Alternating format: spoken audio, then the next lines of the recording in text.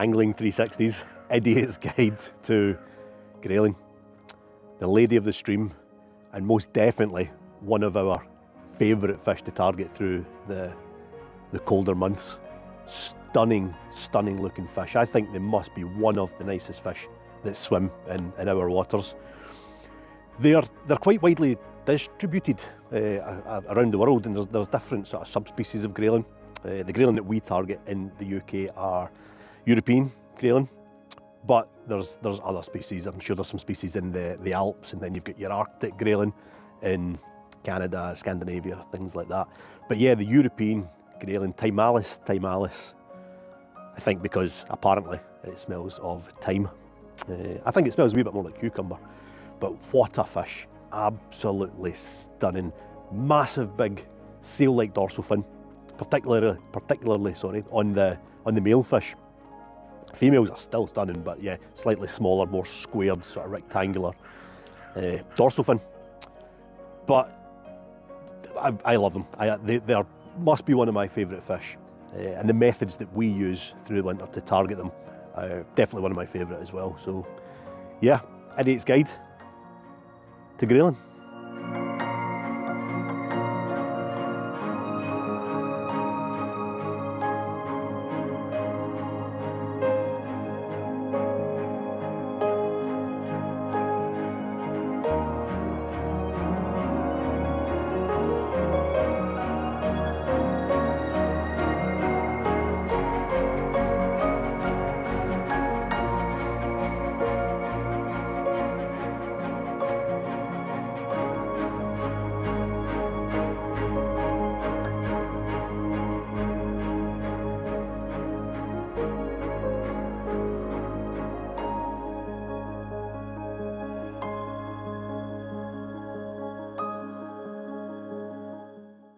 Grayling are fairly well spread out across the UK, and I'm sure they can be targeted in most of the countries in the UK, but we fish in Scotland, so Scotland is what we'll talk about when it comes to location, where to target these stunning fish.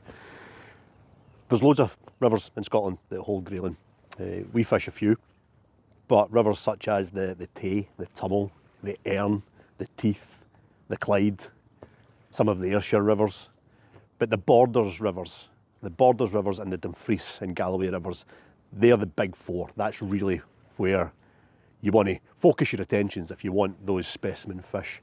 So the big four, of course, are the River Annan, the Nith, the Teviot and the Tweed. Those four, best chance of that specimen sized fish. Now when we speak about specimen sizes, I suppose that depends on what river you're fishing, but you want to take the British record and divide it by 2.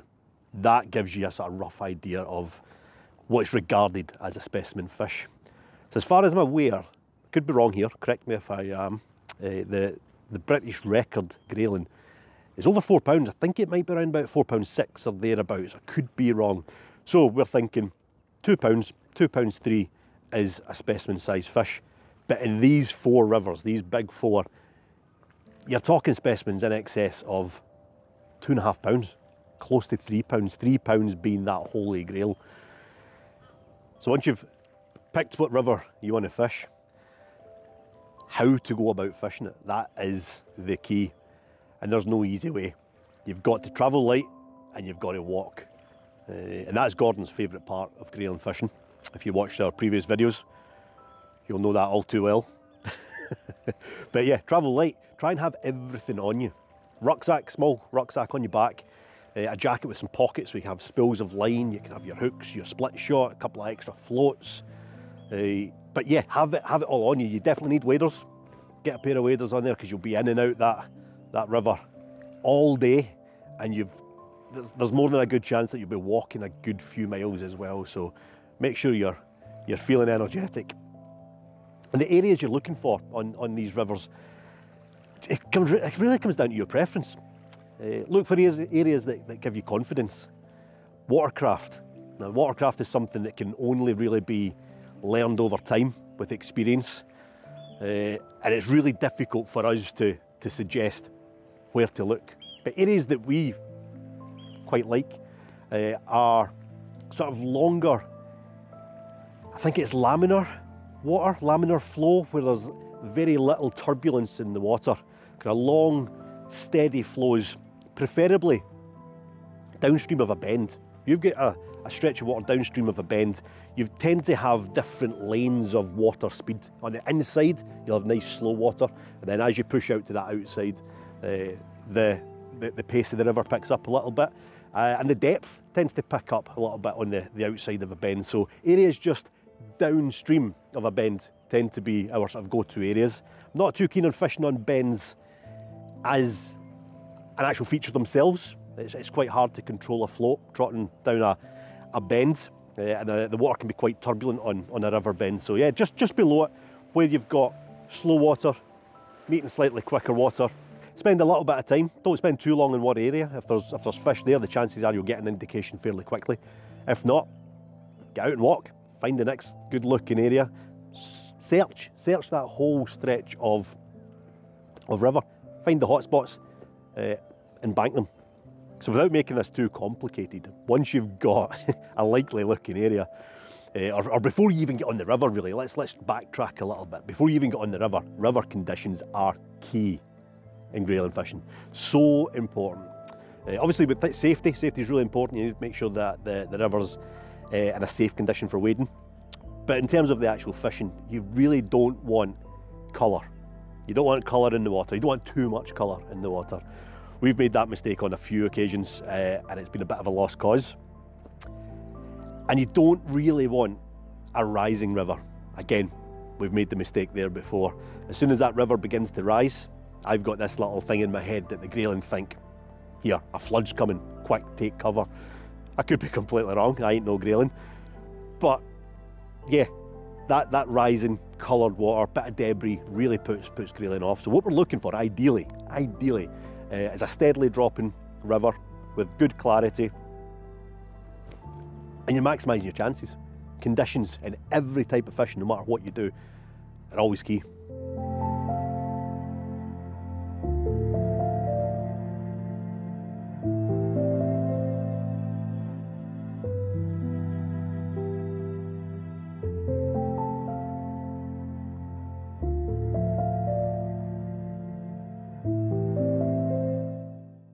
So Alex has covered where to go if you're after a grayling.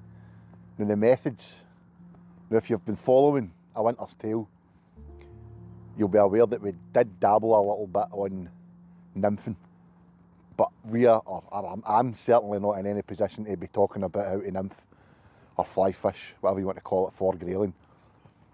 Where we do have a lot of success in is the long trotting maggots and bramlings. What are they called again? Brandlings. We'll stick with worms, right? And we've had a lot of success with this method. I enjoy it, I really do. It reminds me of when I was a kid, back in East Kilbride, on the river Calder, my wee pound float out of the local shop and trotting a worm I dug up in the garden and catching a wee wild brown trout. It just takes me back to when I first started fishing. So I really enjoy that. I do get a row off Alex quite a lot because I like to trot the float for as far as I can see. And that then brought us on to the type of rods that we were using. I actually started using it with my feeder rod to decide to actually like grayling fishing. And then I went on and I bought a kind of introductory level, kind of budget rod, float rod. And it was like 12 foot long. And I'd always break the tip. And I ended up fishing a whole season with a broken rod, but it worked. And then I decided I want a good quality rod, and that's when I purchased the Adventus 15 foot. Now what the longer rod does, it allows you to get the line up off the water when you're striking. And that's a good point that Alex and I had discussed on one of our recent trips. The fish you tend to hook at distance are the ones you tend to lose more than if you catch them at your feet. Now, I don't know how many times we've popped the float in the water, a rod's length out, bang, you're into a fish. So don't rule out fishing close to where you're standing as well, and then trotting your float down to the areas that Alex had touched on. I like a big float. purely for the visuals, for the distance. Alex likes a more smaller, slimmer, lighter style float. Your shot patterns can vary. You can also use an olivette as well. But I think one of the most important things that I didn't do, and I think it took him about a season to realise that I wasn't doing it, was your hook link to the swivel. That swivel is so important. And when Alex had realised that I wasn't using it, the swivel prolongs the use of your rig, your setup throughout the day. Because when you're bringing your float back in, the maggot's spinning the water. And if you've not got that swivel, your line, then before you know it, you're in a big tangle, you're standing at the side of the bank, and a wee cream puff trying to untangle tangles. And so the swivel, for me, is probably the best bit of advice in grayling fishing that I've received for Alex, because you set up in the morning and it lasts all day, unless you get snagged, obviously. Hook sizes is another interesting subject. I've been criticised for using too big a hook in the past. I like to use a 14 wide gate. Alex likes to use the daft wee wiry numbers. Kamisan wide gate 16s. Alex likes to use 2 maggots. I like to use a big bunch. So I think that comes down to your own personal preference. I have used size 12s when I've been fishing the worm. You can get a size 12 worm hook. But the worm baits produced one of my PBs of £2.13. And that day, using the worm, I had my best day on the river. And I think I caught something like 7 fish, including £2. I think, no, a matter of fact, I think all the fish were over £2.5, if my memory serves me right. And one of them being a £2.13 fish. So don't rule out the worms. There are other baits people try that I've heard of, but we'll not get into that. But the methods: float fishing, long trotting, pick the float that suits, pick the shot pattern that suits, and pick a hook that suits. But the only way you're going to catch it is if that bait is trundling along the bottom of the river, and you might be fortunate enough to catch one.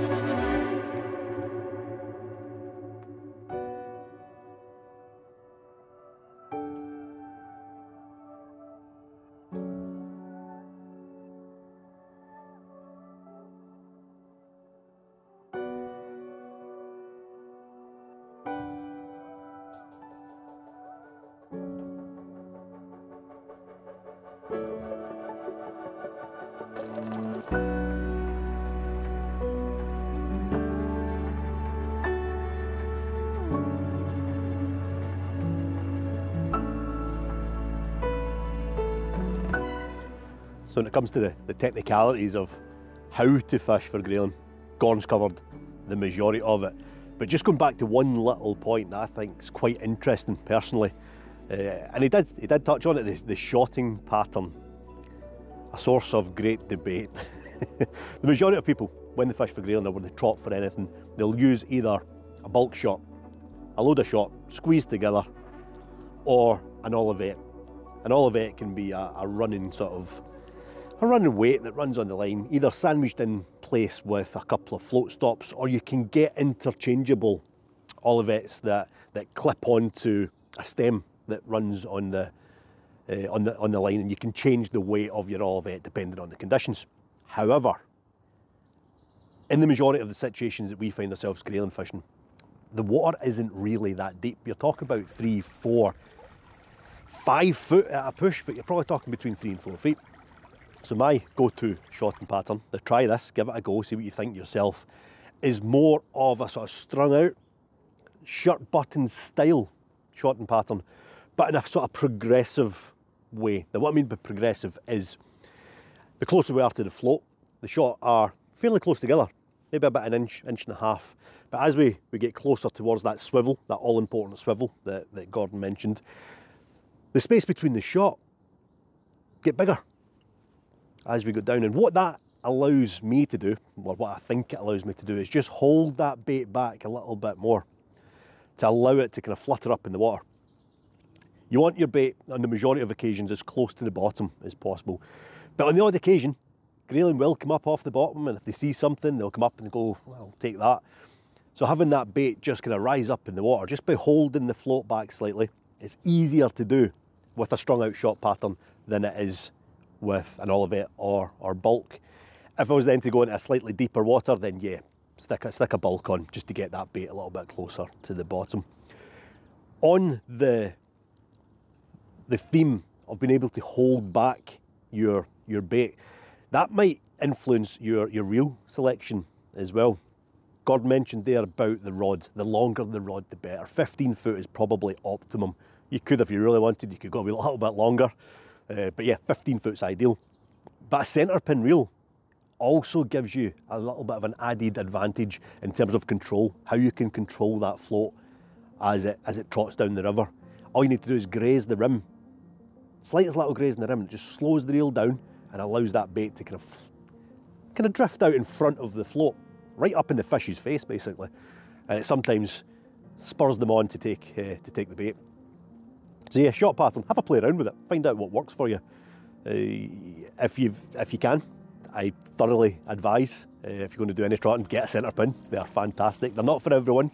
I personally would opt for a centre pin over a fixed spool reel on the majority of occasions.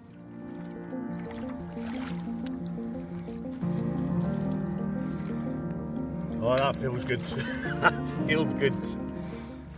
So once you've got your setup exactly how you want it, you're controlling that float, that bait is just floating up in the fish's face. What bait would you use? That's probably the next thing to look at. But again, you'd want to kind of backtrack a little bit and think about that before you go fishing.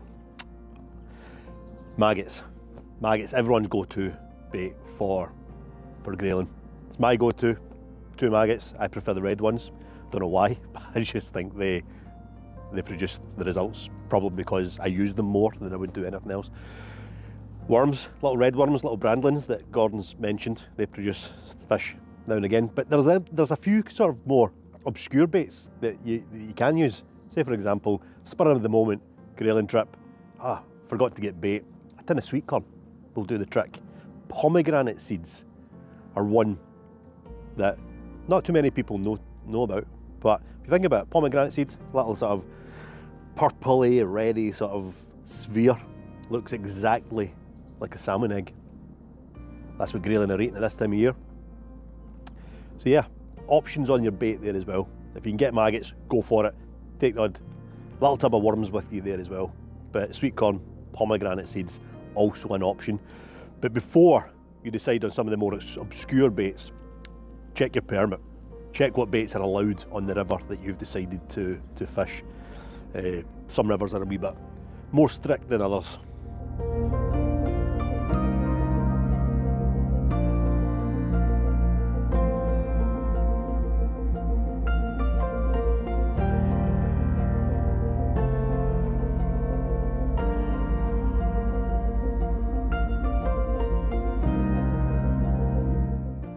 Well, we've covered how we go about our grayling fishing. We were not saying you're an idiot, but we've called it an idiot's guide for a bit of fun. But there's no much point in having a guide in how we go about catching fishing without a bit of showboating. Now this is where we show the results. We've had some brilliant days on the river. We've had some terrible days on the river. Me personally, I've had more than what Alex has had. Off the top of my head, I think he's had 2 blanks. I think I've had 6 or 7 days where I'm watching him catch fish. And I'll tell you, it is frustrating. It's one of the most frustrating things.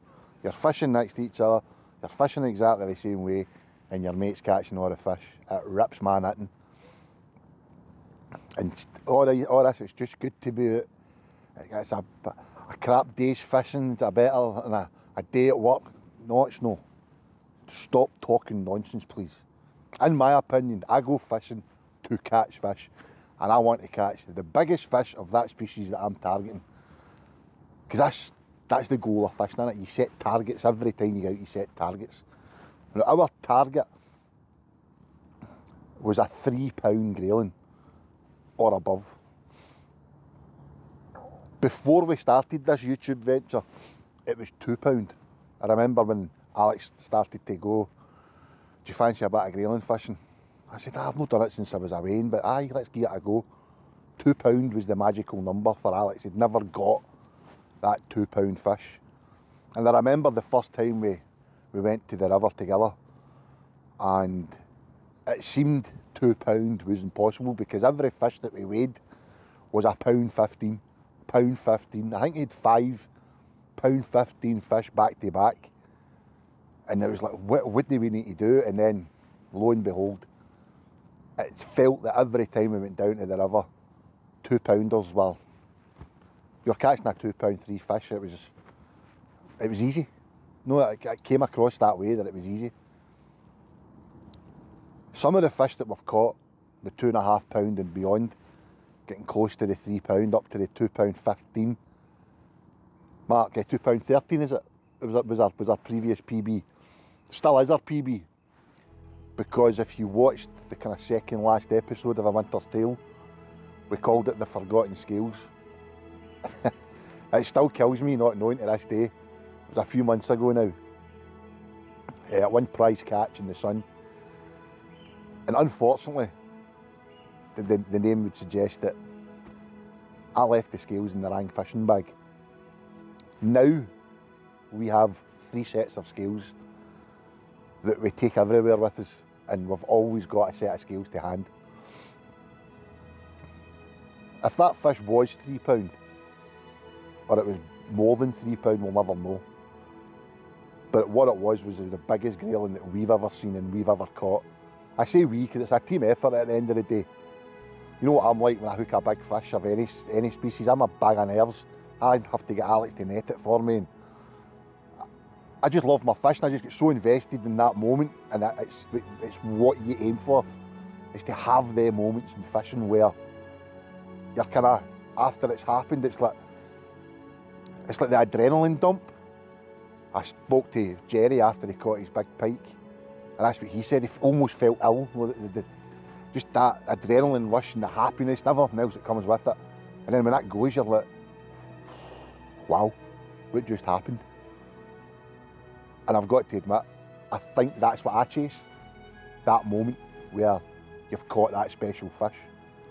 Whether it's a grayling, a roach, a pike, a sea trout, a barbel, a chub, whatever it may be. That is why I go fishing. It's the chase of that buzz, that rush that you get when you finally hook into that special fish.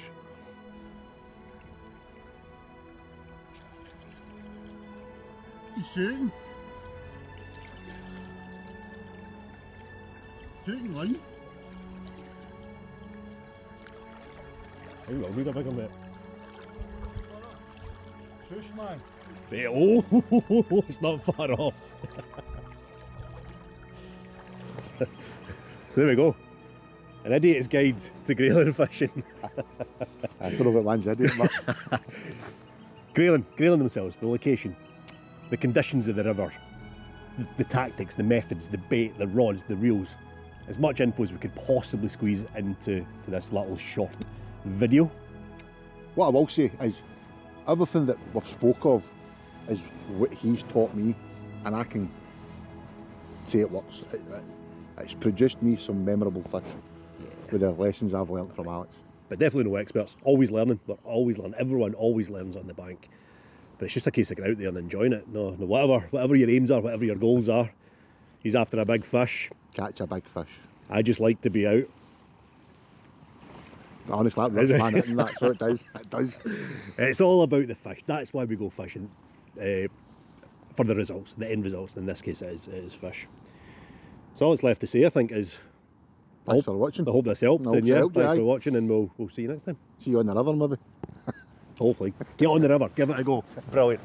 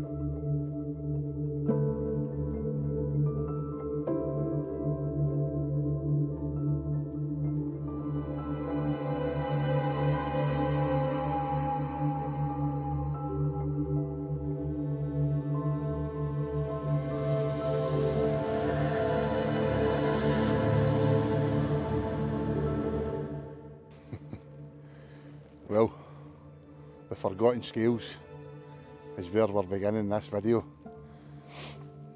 We're at the scene of the crime, but this time we've got the scales with us. And we spoke in our last video there with the Idiot's Guide to Grayling about conditions, and I don't think we've ever had conditions as good as what they are today, and I hope that's no jinxed it. The rivers fell a good bit over the past few days with the rain earlier in the week. It's round about 0.8, going down to 0.7. It's on the drop, it's looking clear. We've got a cloudy day, no more rain forecast until about 5 PM tonight. I've got my lovely handcrafted Dave Pearce floats on. Arrived a couple of weeks ago, finally getting to use them. And I've broke out my centre pin. Got a pile of maggots, forceps, landing net, and more importantly, the lucky orange bonnet. Always feel lucky when I wear this. All we need now is to confirm the capture of a 3-pounder this time. I'm feeling pretty confident if I'm being really honest, so let's go. I swear Alex wants to do these shots to get me falling my arse.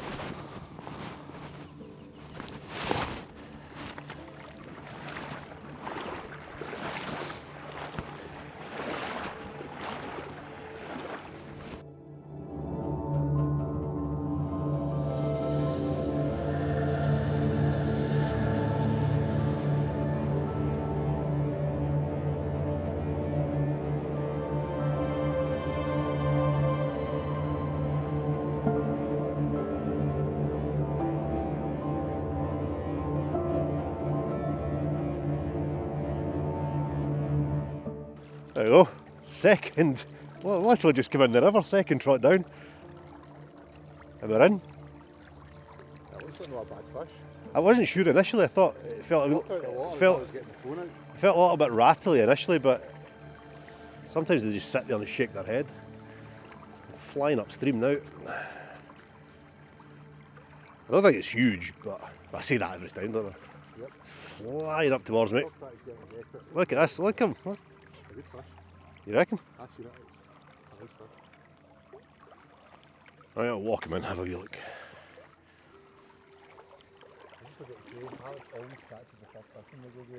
I didn't expect it that quick though. It's a nice fish, nice.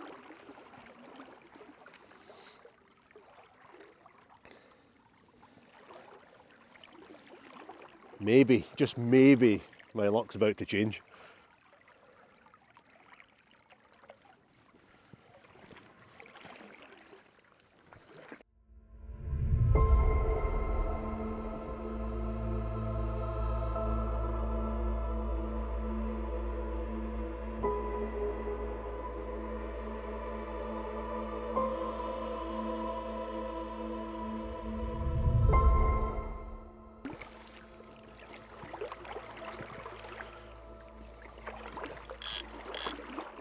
The river is absolutely perfect today. Lovely height, lovely clarity. Nice sunrise. That bend in the rod. You can keep your pike fishing, that's all I'm saying.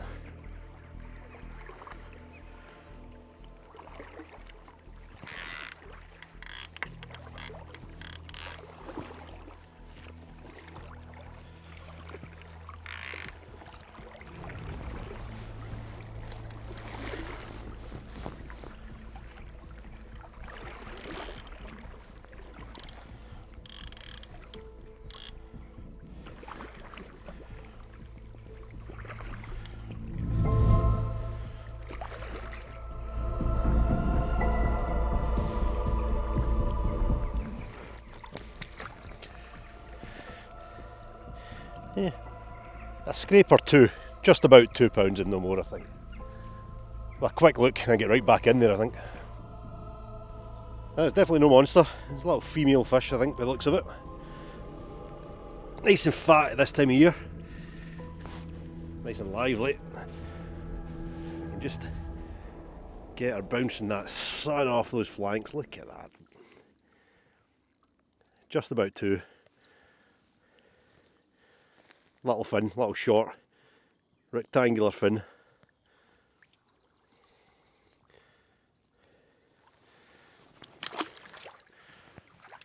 And away she goes. This is up there, look. Put it in the weed down there. And she's upright. Let's see if we can give her a helping hand.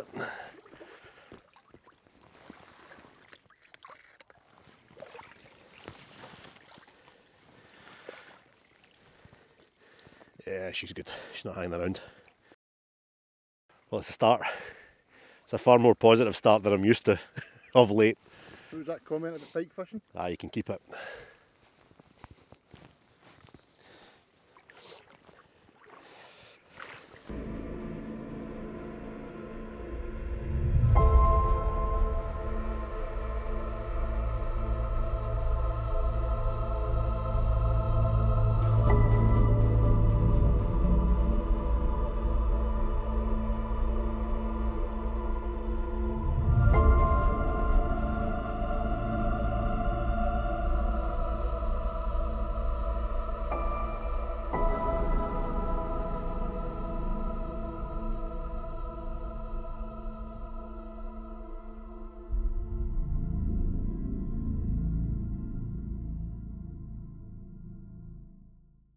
Get a mic on whenever you can.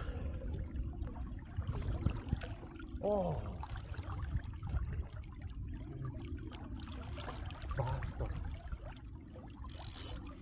My first fish of the day too. Didn't feel massive, but... Oh!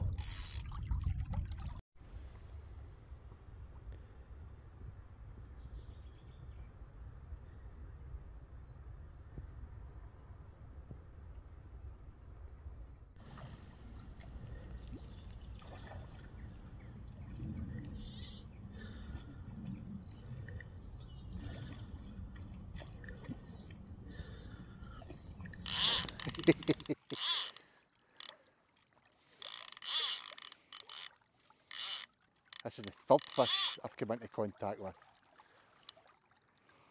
Third time lucky, as they say.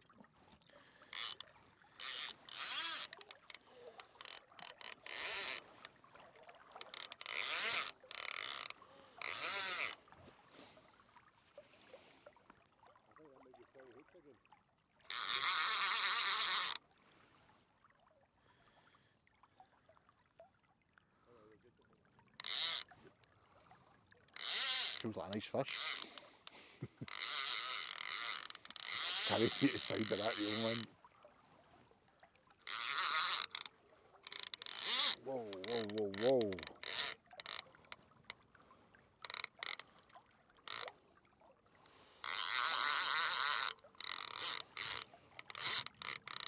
This feels like a nice fish.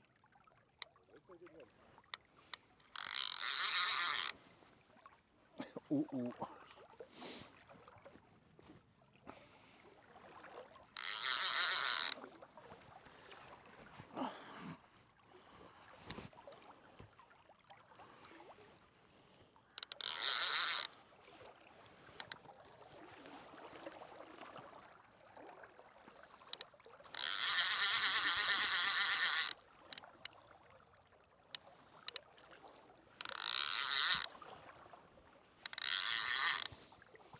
Feels heavy, man. It's just hanging there.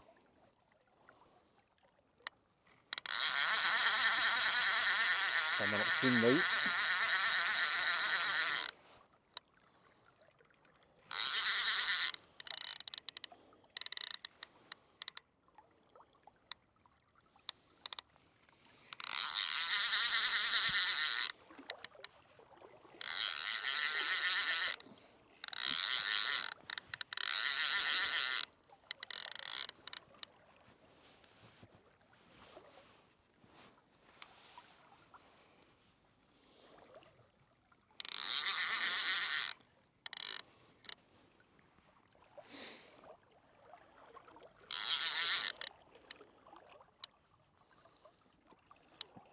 Oh, easy, easy, easy.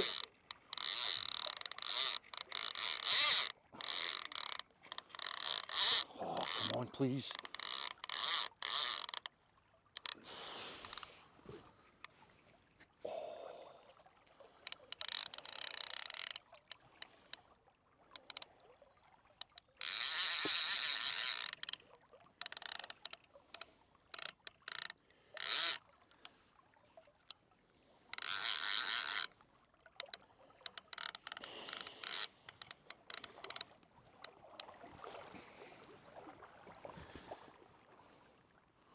Trying to keep an eye on what the fish is doing and watch my step at the same time.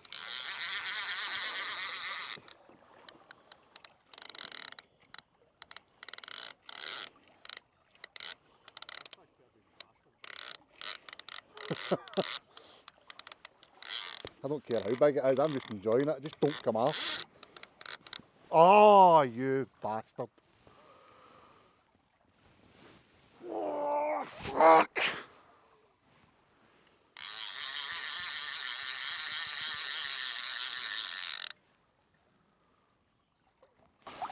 Well, we've been fishing about 3 hours. It's been an eventful morning. Alex has had to win a couple of pound. And then since then, all we've done is managed to hook fish and lose fish. That might have been another biter. The first one that I lost, it felt a nice fish, but that second one, I don't know how much Alex got on camera when it was up in the surface, but it did look like a nice fish. But what it is it's absolutely Baltic.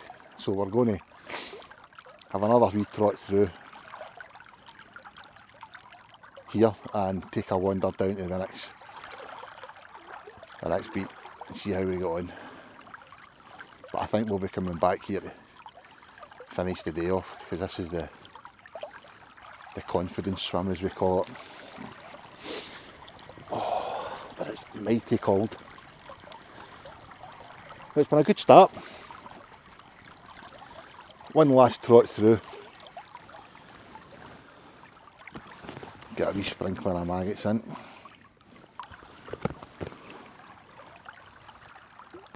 up that at my feet. A couple of the fish we've hooked have been right. It's the end of the rod length out.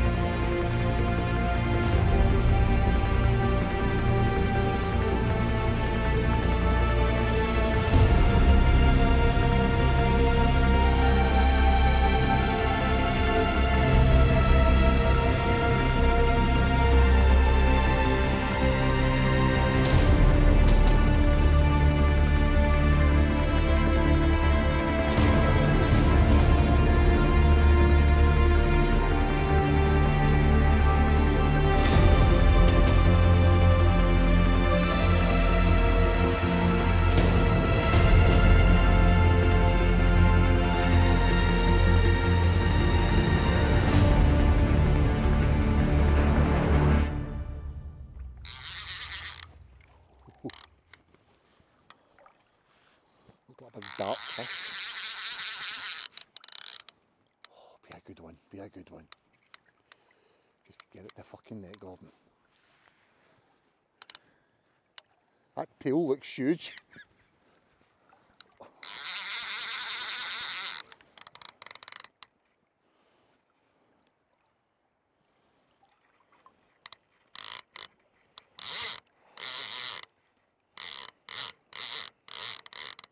Oh dear. Oh dear. Oh, for fuck's sake, don't come off. I don't think it's that big. It feels massive in this cunt.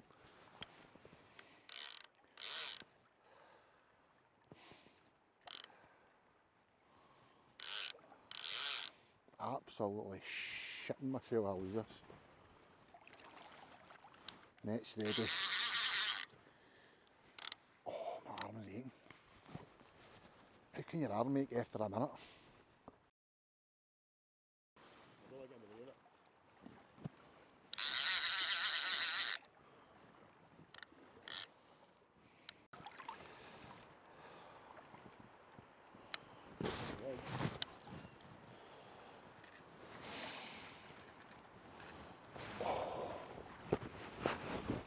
My pouch is in my way.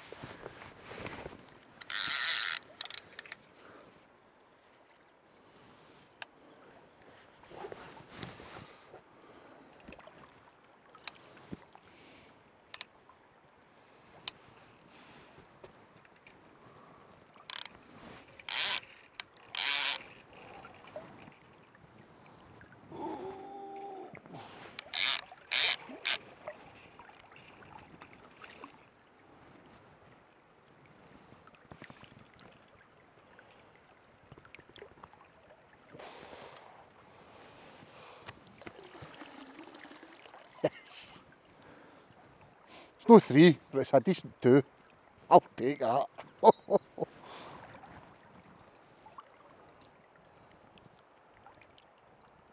Oh, stunning. That might equal my PB, by the way. Well, we've got scales, we can check that thing. Exactly, we've got scales.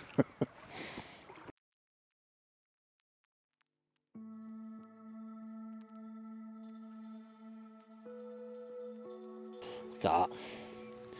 Third time lucky of the day.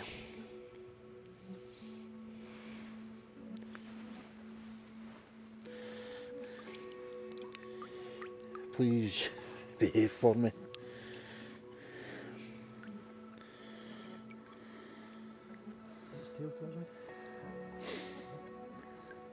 Not the prettiest of Grayling I've ever caught, but put a smile on my face. Medium fish, quite heavy. Will we will? Yeah, I think so. Since we've got scales. A long fish? What? That's got to be at least 55 centimetres. Because that's 65 there with the see-through.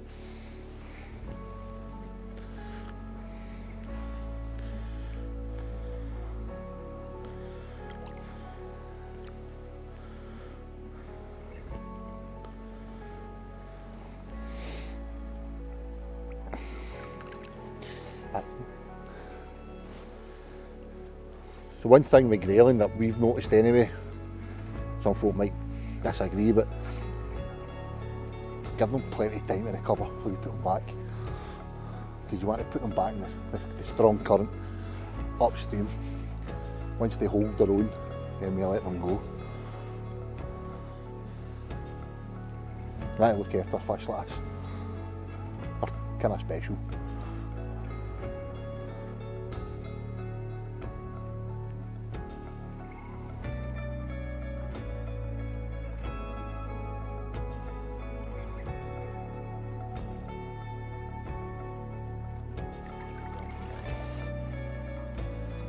Well, I'm glad we weighed that.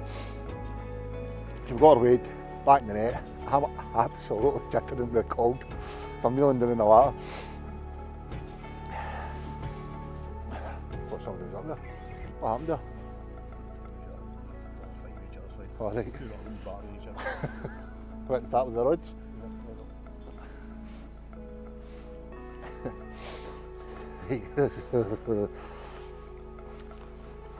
So, the £3, we know the story with that, right? And I never claimed that as a PB, but I can claim this as a PB by an ounce. She only went 214, which is officially a PB. Look at that. I don't want to lift her too far out. Back in the water. A new PB. We'll get her back now.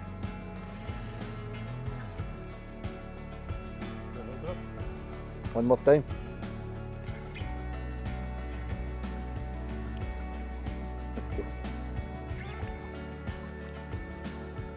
Can't argue with that, can you? Alex, I'm on funny, but I'm frozen. Right, get back.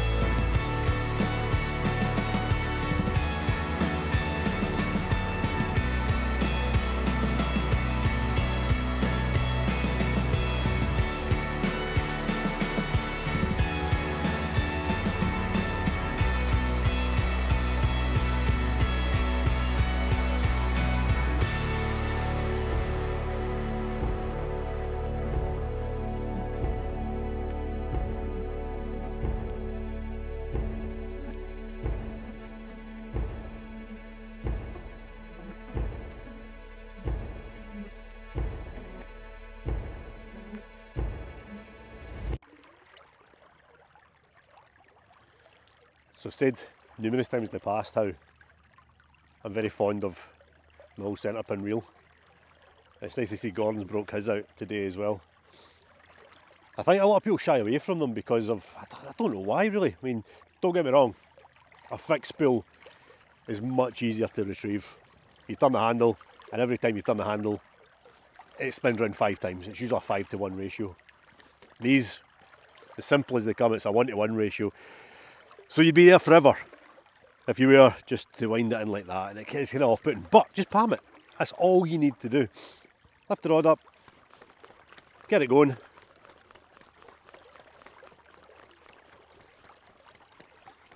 Burn some calories. Good exercise, and it'll spin. It'll spin forever. The handles are there, but I very, very rarely use them. I'll only use them when I'm playing a fish, which is pretty rare nowadays.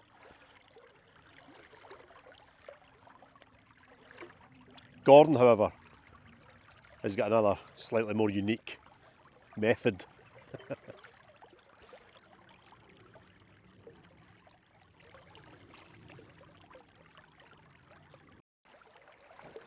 So, first time using the centre pin, and I got a PB this year. So I'd slap that in.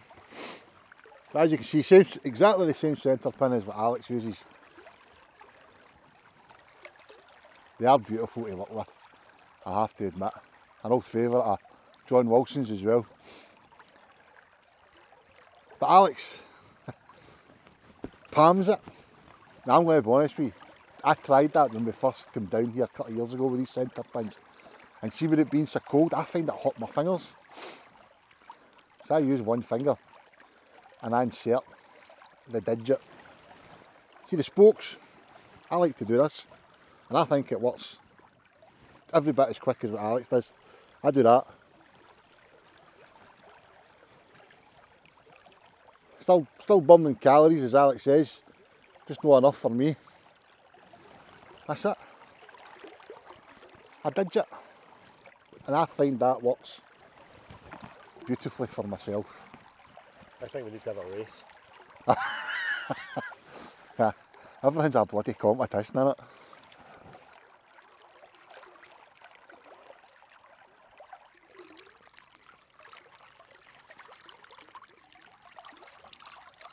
Well, what started in such a bright note gave us a hint that it might have been time for the tables to turn and things to start going our way. Turns out we're going to have to wait a little bit longer, I think. This rut, this lull that we've been in for about 4 months now, all winter, continues. The worst winter, the toughest winter's fishing I think I've ever had. I've had one fish early on, second trot down, lost a couple after that, and then nothing all day. It's got cold, the rain started, and it's just a bit miserable.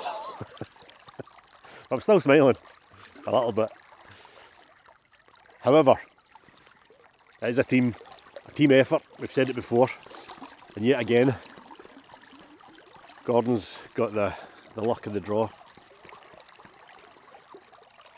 today, and you get a nice fish. £2.14, an official PB. Nowhere near as big as the fish that we weren't able to weigh. Absolutely, I mean nowhere near it, and it still went £2.14, so I think that speaks volumes. Are we going to say that you're 100% convinced now that that'll be a £3? No, you can't be. Looks can be deceiving, but it's big fish. But as for today, I've just about had enough. And see, to be honest, I've just about had enough of winter. Winter can just... It's March now. It is March, so we're right at the end of the Grayling season. Spring is just around the corner. Definitely doesn't feel like it today. But I think I've had enough. I think it might be home time. One more trot through for luck. One more trot through for luck, then home for a hot bath and a cold beer.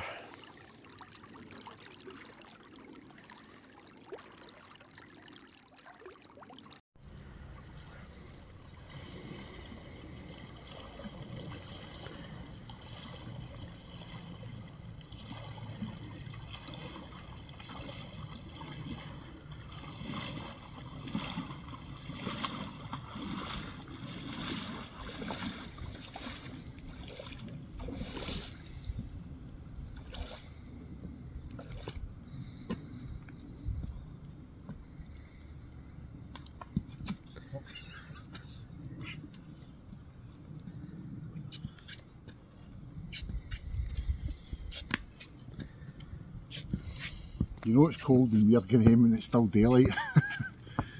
That's brutal. A good day, but it's too cold.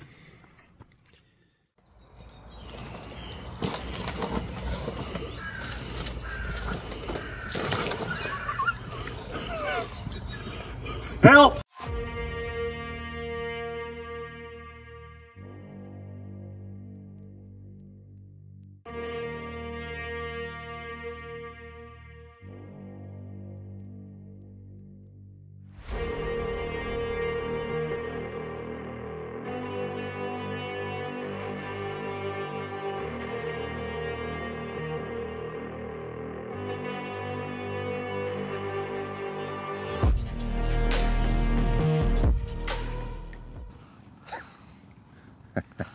I don't know why we always laugh or giggle when we start these.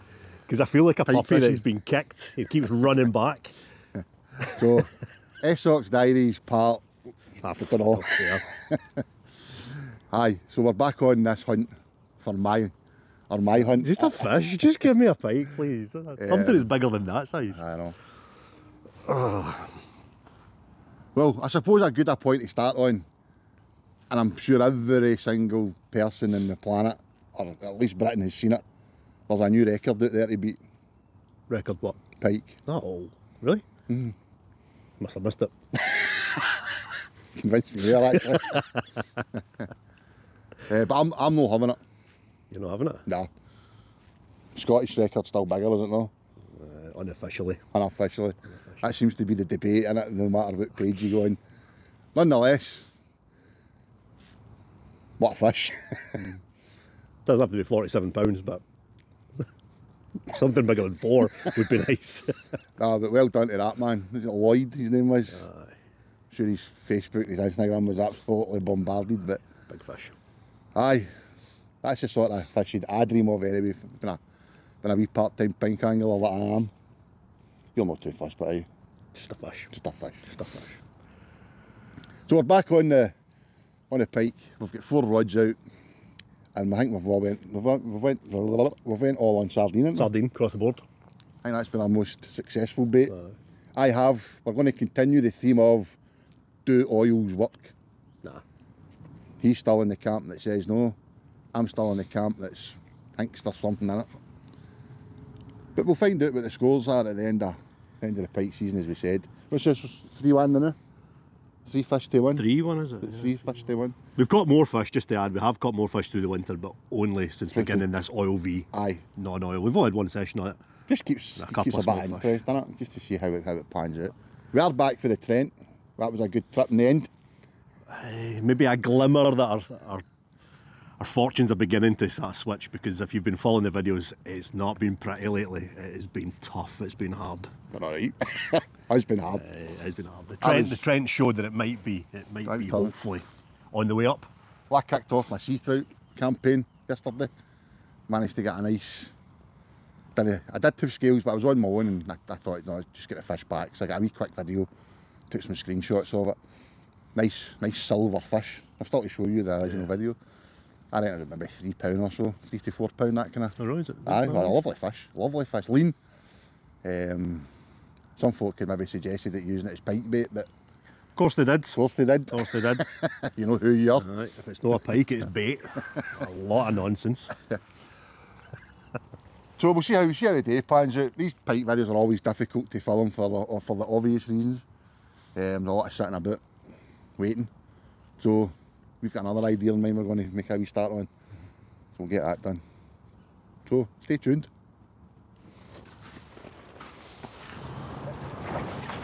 I'll give this a bash.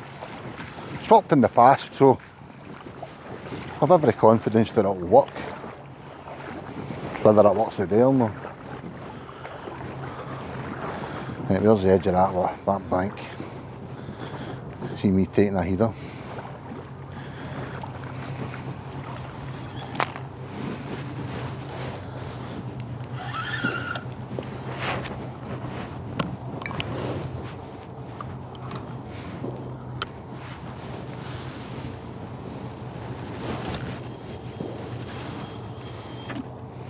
Beautiful.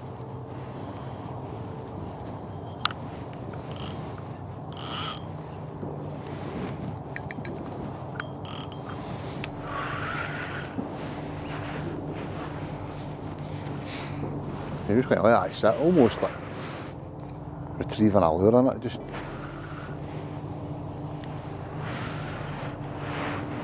Let it sit.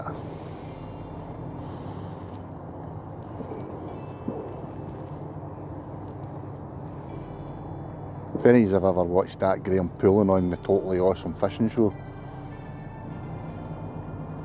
this method works almost every time for him. He swears by it.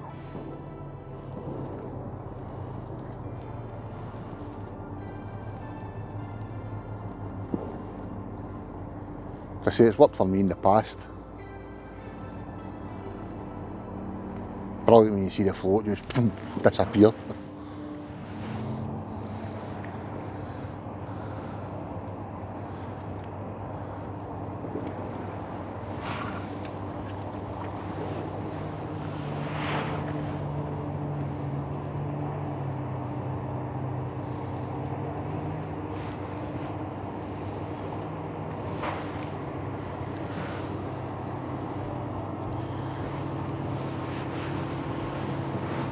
It's the same if we're feeder fishing for roach.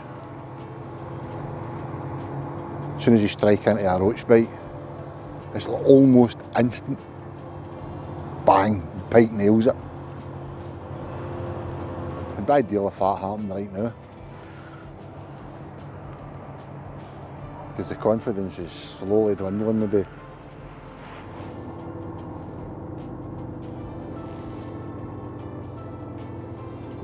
If you've ever tried wobbling a dead bait, it can be fun. We've not done a lot of wobbling dead baits, but what we have done, sorry, it's absolutely amazing when you feel that bang. Similar to lure fishing, as I say, when you feel that hit. But with the wobbling, the pike seems to hit it and then it stops dead, and then you're waiting for the line to start moving and then strike into it.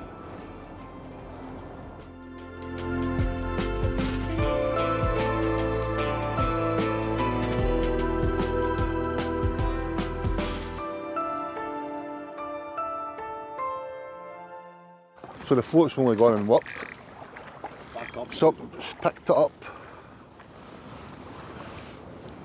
Is it still there?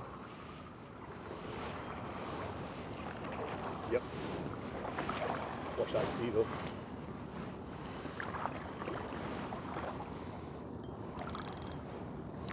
Check my drag's nice and tight. Has it dropped it?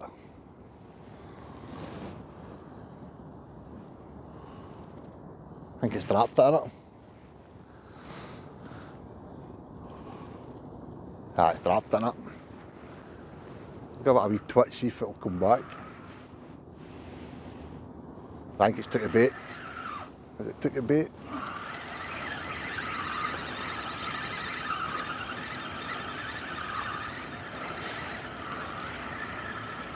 No, bait's still there.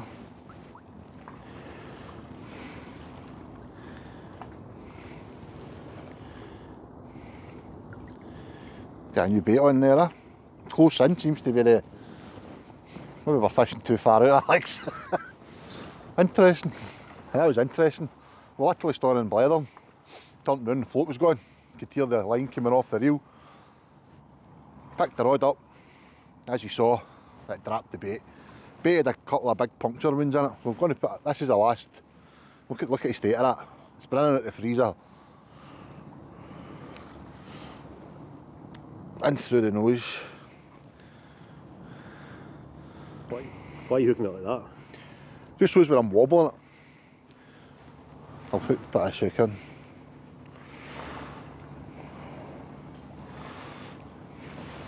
Just shows where I'm wobbling it, the fish is like swimming as it would if it was distressed.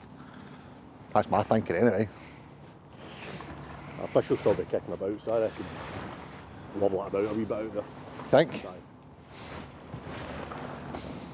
Right, we'll get us back out anyway.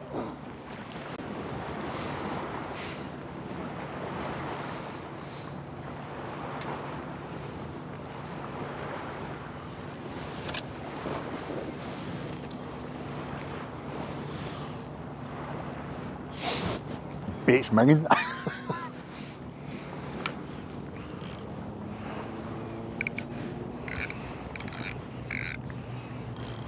That's only what, a 20-yard lob after that.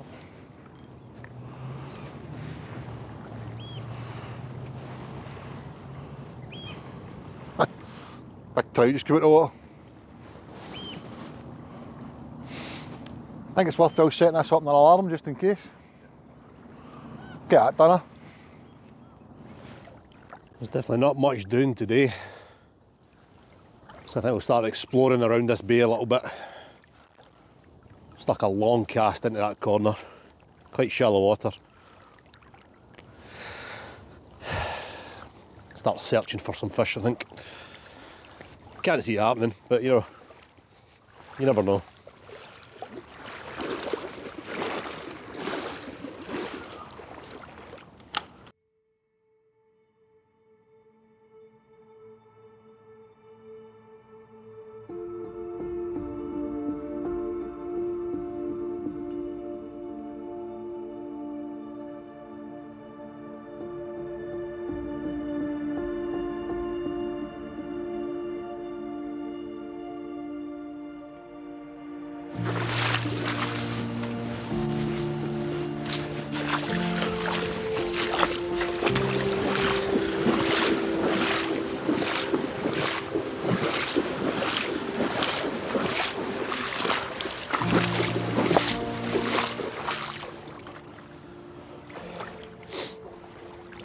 That was interesting.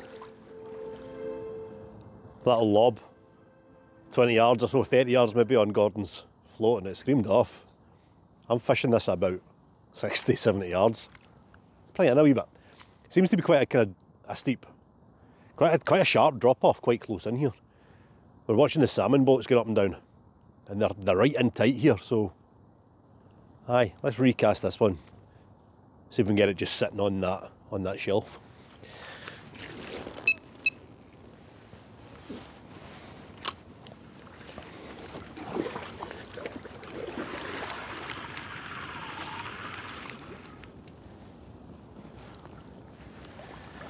Get a new bait on this.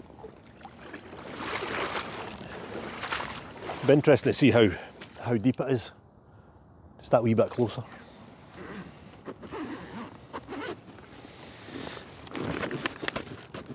Right, Gordon's fish took a roach there. But yeah, I'm going to stick with the sardines, I think. I like a sardine.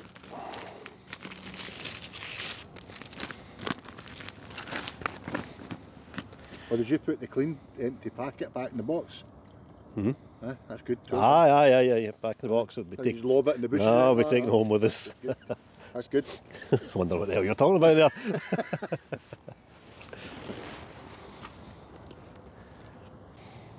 Sardines, quite a soft bait, which kind of works in our favour when we eventually hook a fish. The bait tends to break up and leaves the hooks where they should be. But even with soft baits like sardines, get it right in that tail root and it holds in place pretty well. You don't want it in the actual wrist of the tail, you want it in that nice flat bone that sits right in here. Saves you having to wire it up and tie wraps, bait elastic and tie wraps and all the rest of it. So yes, it's still a soft bait, but get that hook, that top hook in the right place and it'll stay. Right, let's give this a wee lob out. So we're all guilty of it. Lobbing it as far as we possibly can, absolutely chucking it out for miles. But sometimes that feature that we're aiming for is just that little bit closer in. And it might be the case here. Let's see what sort of depth we've got.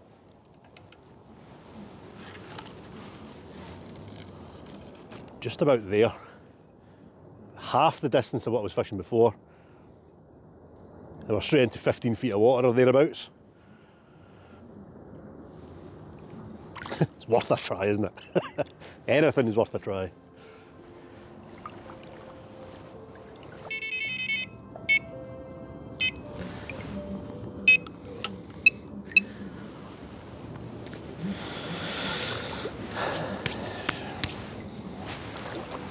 We'll wait and see. Well, it's been absolutely, I was nice swell there, but it's been terrible. The rain's moved in, the fog's moved in. Just as packing up, I got a run, but I think it trapped it.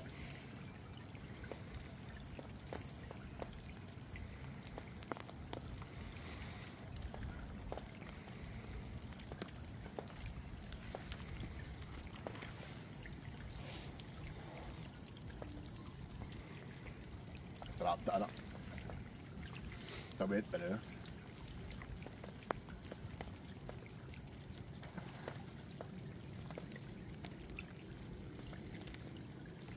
It's absolutely freezing, wet and miserable, so I think we'll just stick to the plan of going up the road. Watch the Masked Singer or something, I don't know.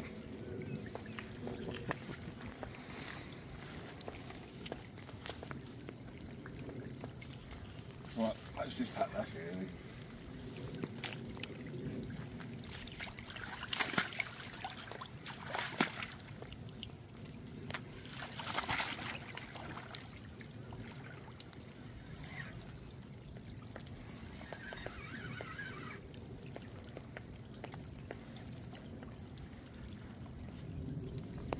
Caught that ledge, isn't it?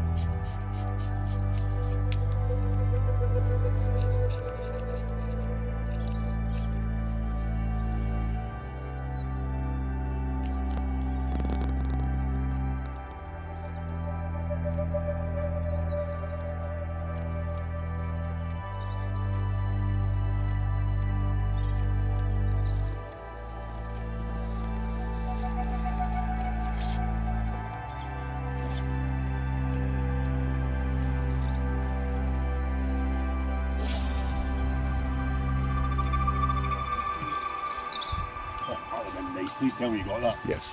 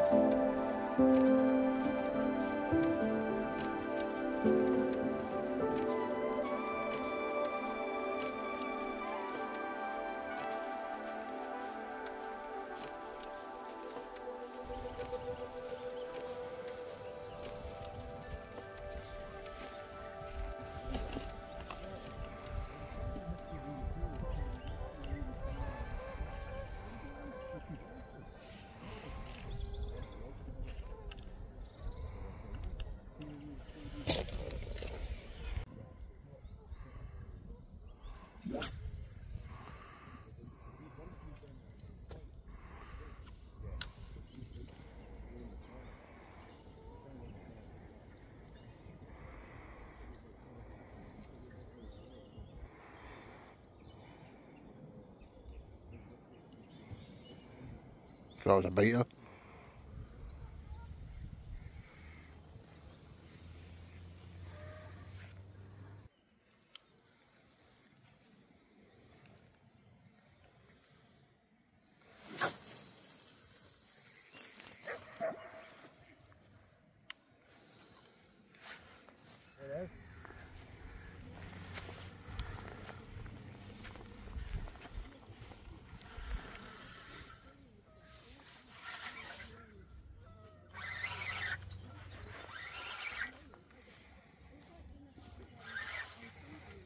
A wee bonus sleeper rod.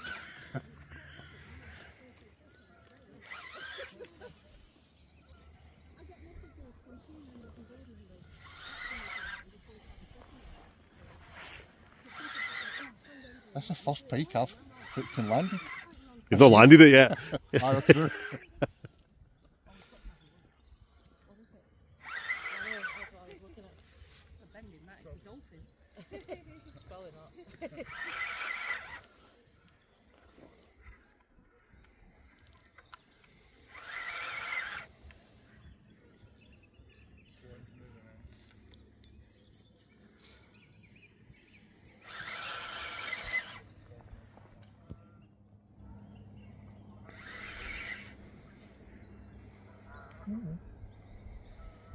A wee baby.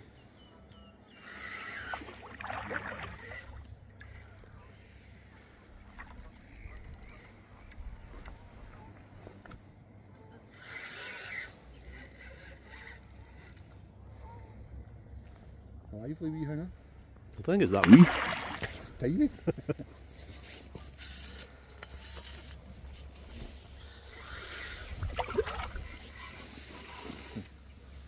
There it goes.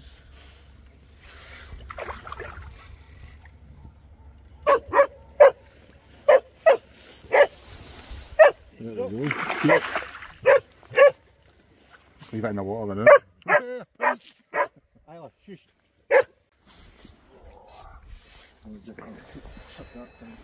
There we go. That's how you poorly handle a pike. Clamped down on my bloody fingers lifting it out the net. So really no need to use the unhooking mat, but First fish. My new venue is always a bonus, I suppose. Caught in a sardine with an injected dose of king crab. Not the monster we're after, but hey, I'll take it. Let's come back. So while he recovers, I picked the fish up with my rang on, and it flapped, and I went to press it against me and my fingers went right in its mouth and it clamped down right on us. Payback. Payback. That's me a proper piker now, but innit? Right, so he's resting in the net. Get him out.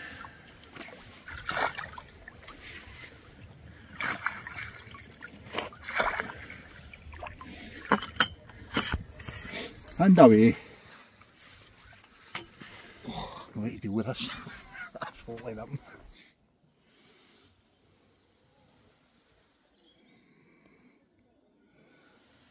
So needless to say, not much happened on the last session. But we're back out again. But to be honest, this time I've left the pike gear at home. We're on a venue that we've never fished before, never even seen before. Not really heard much about it.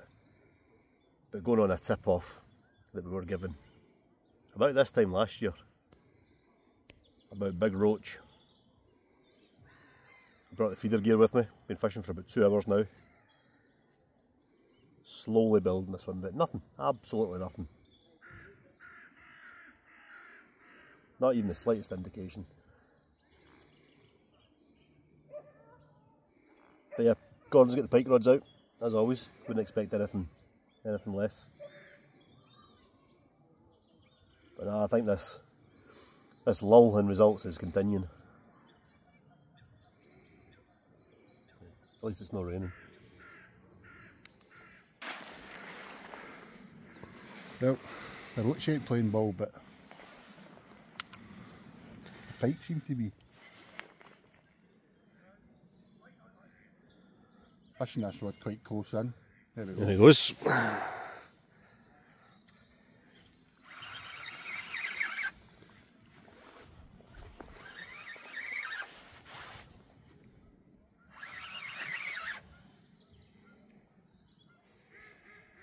Another babby.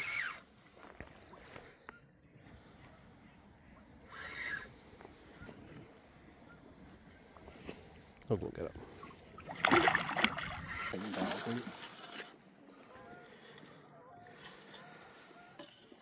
I'm going to lose that net now.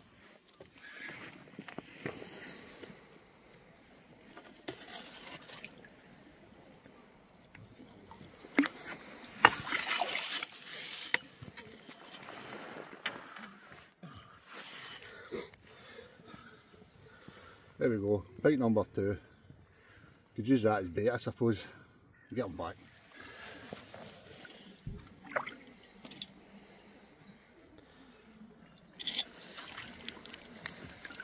Better than the roach fishing, isn't it? How's the roach fishing going, Alex? It's no. There's the best pike bite indicator that we've ever came across.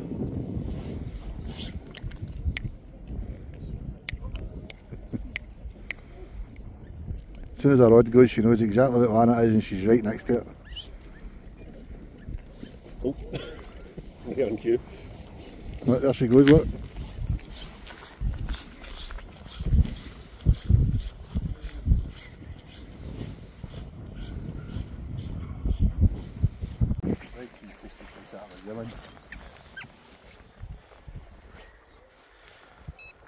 Just about to pack up there and get a run, we think. But I think that was a bit of wind. You think? Aye.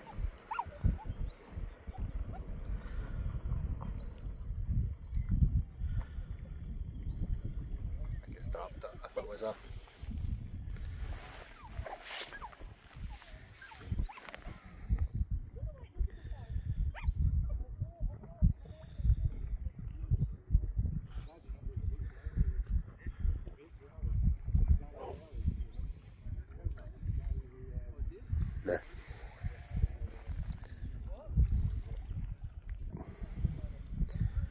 Well, the feeder gear in this place, allegedly been poaching with roach, has produced not a single bite. A couple of pike, but I think for the first time in a long time, I'm going to pack up early. I really don't know what else to say, because it's had so much potential when we came here, or we thought it had potential, but now you genuinely get a feeling that you're just wasting your time. Well, that's what's happening today. So, we shall continue somewhere else, and wherever that is, who knows. See you soon.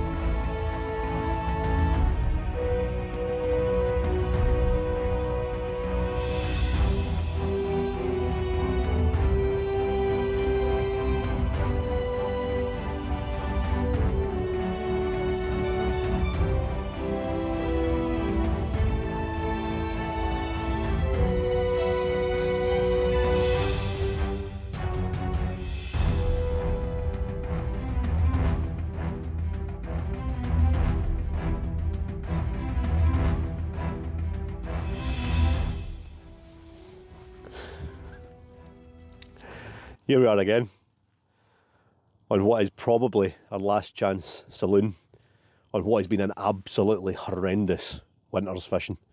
Not just in terms of pike fishing. The feeder fishing has been few and far between, but any time we have been out it's been hard going. The Grayling, we've not really got in the river that much at all. But the pike fishing has been abysmal. It's the worst winter I can ever remember me having. I think Gordon's the same. But we're back out. The penultimate session, I would imagine, in this winter. We're getting into March now. The fish are beginning to think about spawning. We want to leave them alone for a month or two, and then possibly get the lure rods out come summertime and have a go at them again. Try and redeem ourselves from our poor winter. But yeah, second last session. We've got possibly the highlight for some people of the sort of pike fishing winter calendar on Saturday, when we're back out on Menteith. And to be fair, last year at the beginning of winter, our session on Menteith was probably the highlight of the winter campaign, if you want to call it a campaign. But even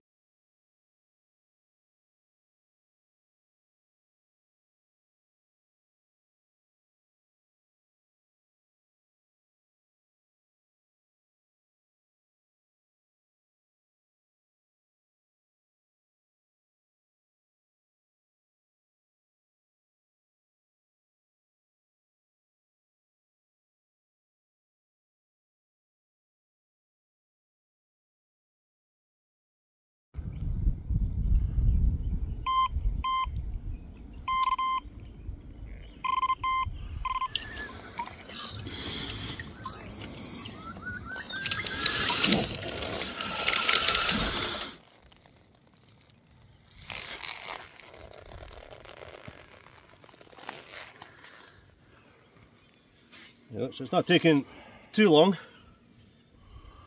It's definitely not big.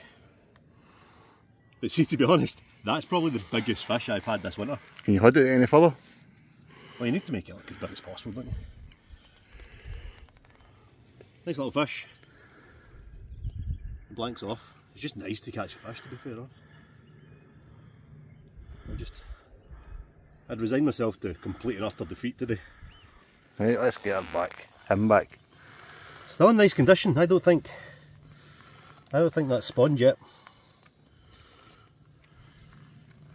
get her back.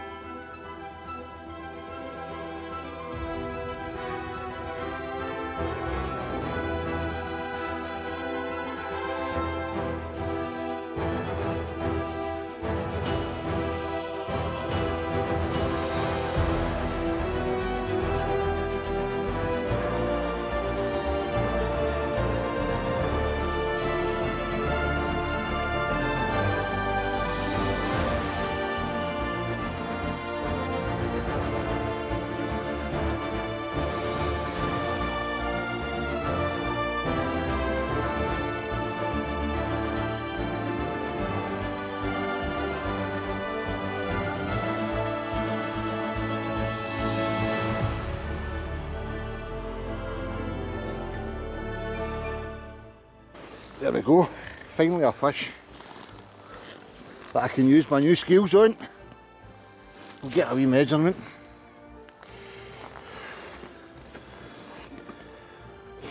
That 95.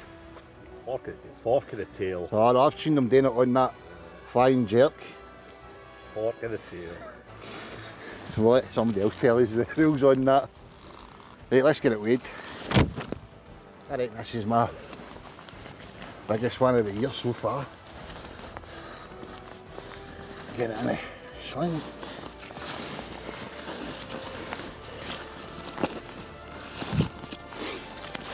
What are you guessing? I'm going to go 14 again. 14 again? Another 14 I think. Happy that's zeroed. Oh, stealing an ounce. Oh, God's sake. Just the way I was holding it, there you go. There you go. I'm going to say 15. 15 and a quarter. You want to confirm that?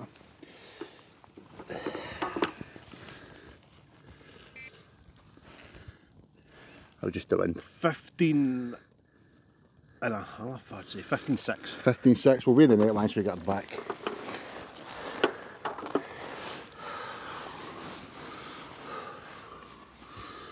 There we go. We're in about 14 and a half with the sling coming off. Still my biggest fish of the year anyway. Got any nice photos for us, Alex?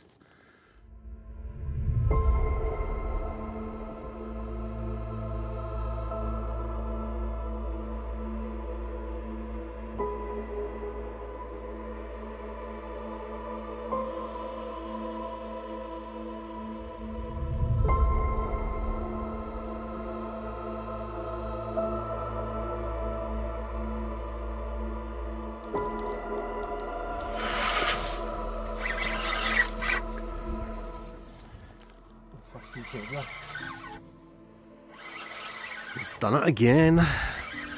Look at that.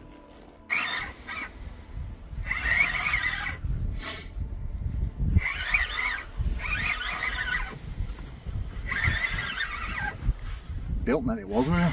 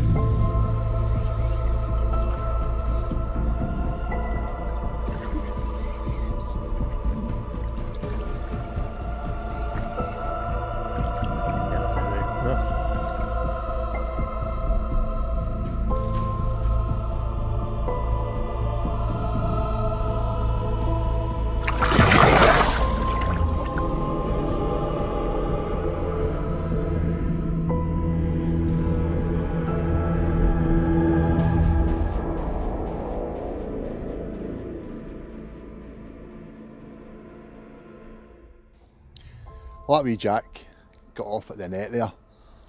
Both trebles were shown, so it would have just been carnage netting it. But once we decided that, I took a lunge and it came off, so made good its escape outward. That fish we weighed earlier on, when we weighed the sling came in at £1.12. So that took it down to a £13.10. So not quite my biggest this winter, but still, where are all the big ones? That's all we want. Alex has had a small jack, nice looking fish to be fair. I had a run, and I think that's what five runs all in we've had and a couple of fish. So it's been a good morning. We're just approaching the 12 o'clock mark. Still got a good 7 hours fishing I reckon left. So we'll see how we go.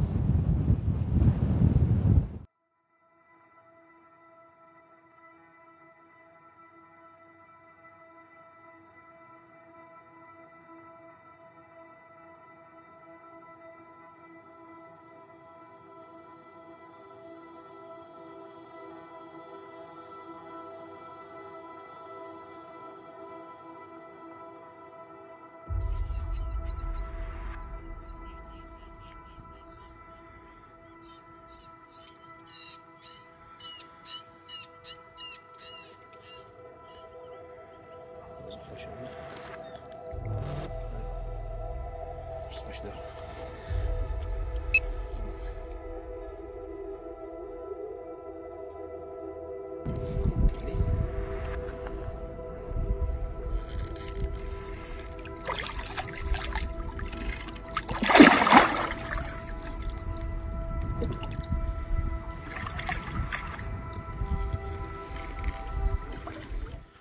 Well, no shortage of runs today, but unfortunately the culprit, or the culprits, are all around about that size, apart from Gordon's double earlier on. They're all pretty wee. The story of my winter, small fish. The fish is fish, as I always say. And the way my winter's been going, I'll take it. Lovely looking fish, look at the size of the fins on that. Lovely looking fish. Good condition. Let's get him back. But rather than getting bigger, definitely getting much smaller. But it's another run, it's another fish. And again, it's in good condition, so it's got me thinking. Maybe this might not be the second last session after all. I don't think the majority of these fish have spawned yet. Although this is a jack, usually a jack's a little bit beaten up after spawning. The double that Gordon got earlier was in good nick. We might have another shot at this. We just need a cold spell. Nice cold spell just to slow them down a little bit. Might give us a wee bit longer.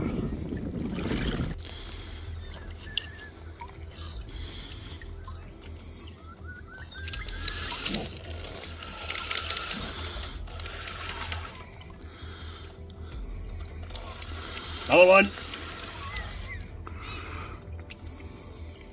Another jack, I would imagine. Absolute jack fest.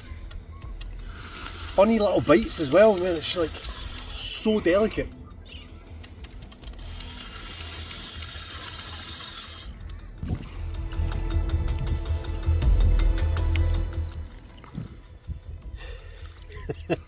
And still they keep coming. And still they keep getting smaller. But again, I know I keep saying it, but every single fin in perfect condition. No real signs of competing for a female. Probably because there's no females out there. It's just these guys. It's like a coiled spring. This is run number 7 or 8, I think. However, the runs have been very pernickety, haven't they? Yeah, weird runs. Very hesitant.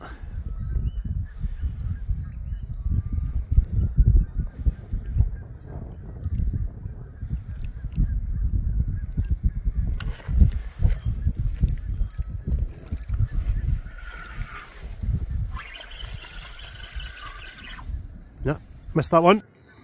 Hectic fishing today. This one's ending on other rods. Oh, it was me up. They're not big, they're just jacks. But it's actually quite nice to be catching fish for one.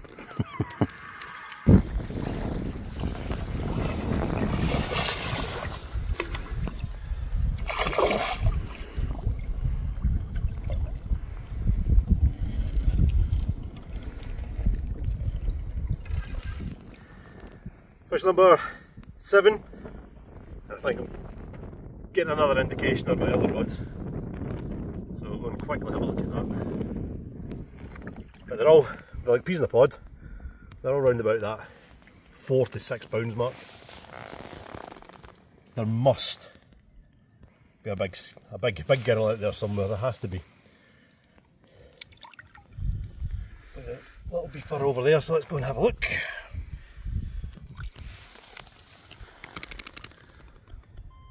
Yep, we're off again. Right, go, go, go.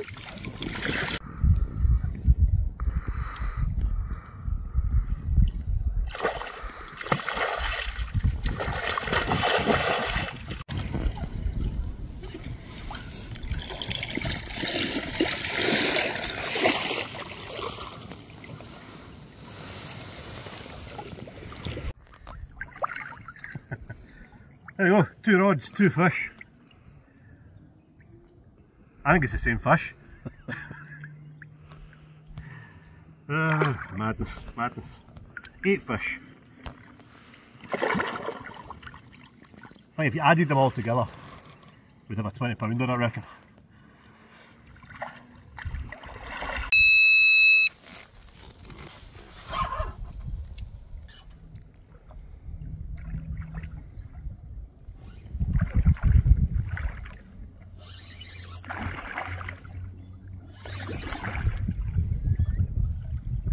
Heaviest jack I've ever felt.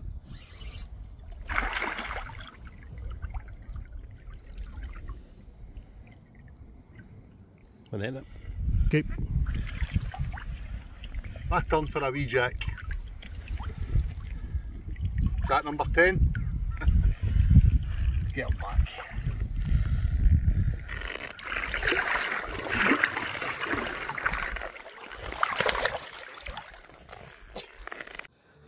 Well, can't really complain about a lack of fish. It's been absolute carnage, it's been madness for most of the day. I think we've tallied it up and I think we've probably had about 60 pounds of fish today. The only thing is, that was made up by 6 pounders. Gordon had one nice fish. But yeah, jack after jack. But yeah, sunset's on today. Literally. But for big fish, there really is only one place to go, and hopefully that's where we're off to next. And we'll see you there.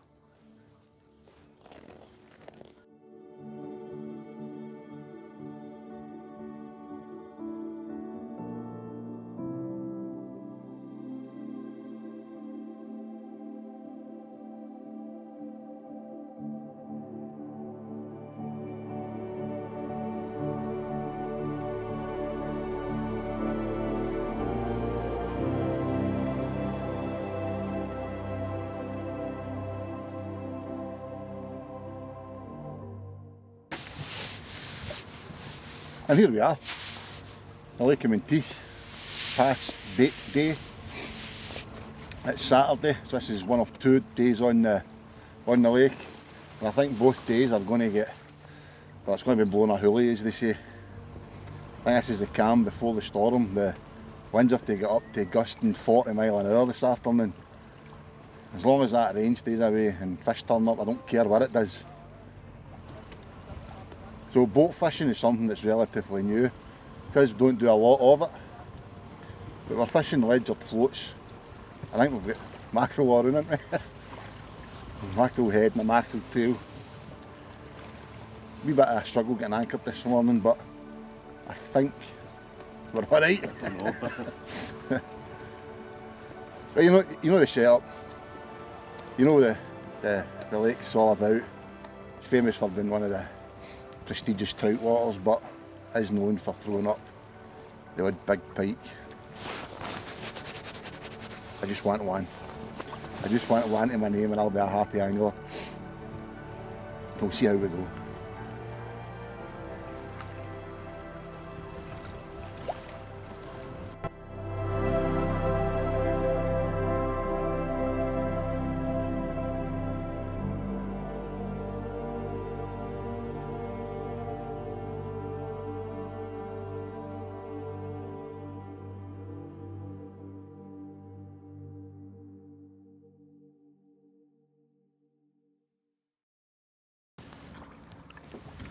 What a change in weather conditions from 2 days ago. It was lovely the other day, but it's absolutely horrible now. It's not overly cold and it's dry for now, but it's a horrible, horrible easterly wind. And that, I think, is what's causing us a bit of a dilemma. If it was a westerly or a southwesterly, we know exactly where we would be fishing. It's March, you know, it's getting on to the middle of March now. The fish are thinking about spawning. They're going to be in those shallow areas. Maybe. But most of the shallow spawning areas on this loch, or this lake, should I say, are smack bang in the middle of this easterly. You know, they're downwind of this easterly. That easterly's pushing into the shallow bays that we would normally be looking to fish. And that's what's making me a wee bit unsure of what to do. Do we look for shelter, try and get out of the wind? Do we just go to the bays that we would be fishing anyway and give it a go? I just don't know. So what I think we might need to do today is, rather than just sit out on one spot, is maybe move around a little bit, search for them, try and find one that's willing. But this is going to be tough today, I think. Surprise, surprise. The story of the winter so far. We'll just move to another spot. We've got about 3-4 feet of water to one side and about 18 feet to the other. Something picked that up there, but I think it's dropped it.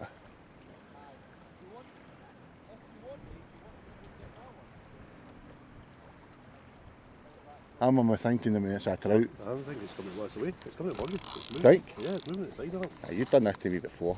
I think there's something on there.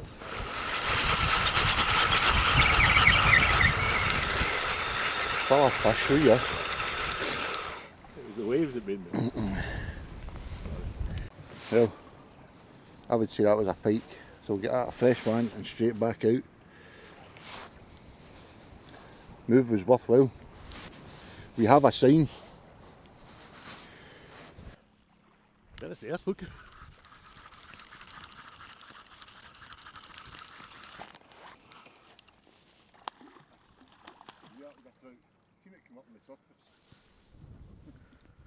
Yeah, it's a fish. Big dirty trout.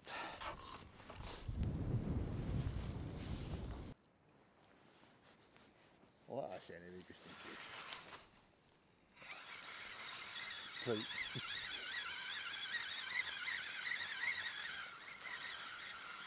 I always tell the float just jabbing away in the water. Aye. Trout or a wee jacker. Well, we've got a fresh bait on, try again. At least it's some action because there's very little to report, I'll tell you. This is our third spot. Purely to get out of that wind. At least give us half a chance of enjoying a wee bite to eat at our lunch. But it's been... You should see his scooting behind the camera, I'll tell you. He's missing the rugby for this. He ain't best pleased. But we'll keep trying. And if it's something to go on the last couple of sessions, especially the barbel trip, we'll wait, never give up hope, always give it right to the death. That barbel session proved it. And then we'll, as we were packing up at our last session on the Pike, literally as we were packing up, one of the rods went and it was another double. So we'll show you a wee clip of that. Please, just one big fish. That's all I crave. That's all I want, is just that one big fish. If this gives me a 30 today, or a high 20, I'll chuck pike fishing. It's just when you set your targets and you set your dream fish. My dream fish has always been one of the big massive pike. And I know some guys catch them for fun, but when you're a wee part-time guy like myself, it's hard. Just one. That's all I want.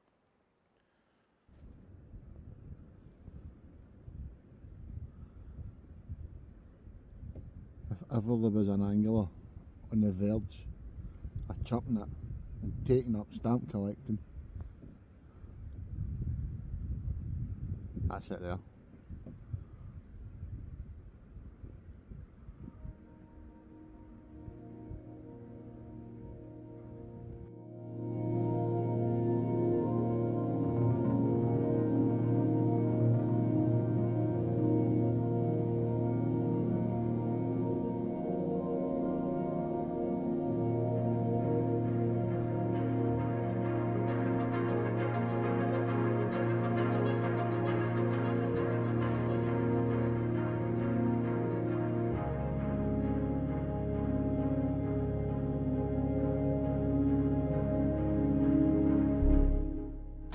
There's a saying that I read online the other day, is that the wind from the east, the fish bite least.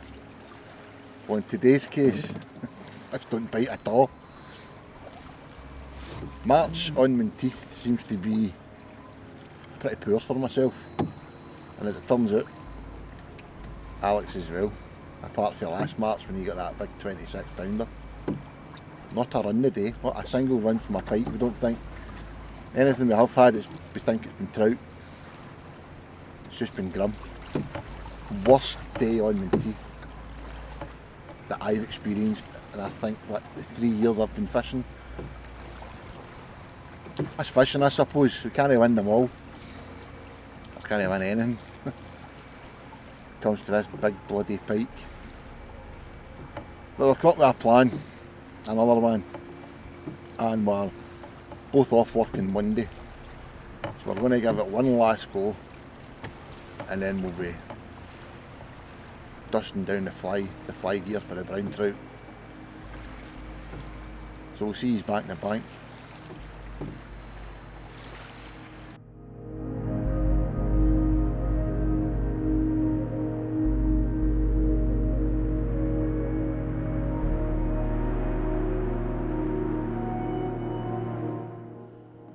Well, you'd never have believed it.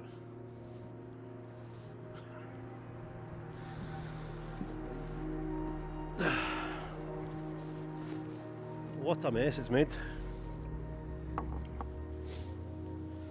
Absolutely no idea what happened there. The rod just screamed off, but the fish wasn't even hooked. I actually think it's gone up and taken the float off the surface and get tangled up in the line. Daft pike. Daft pike.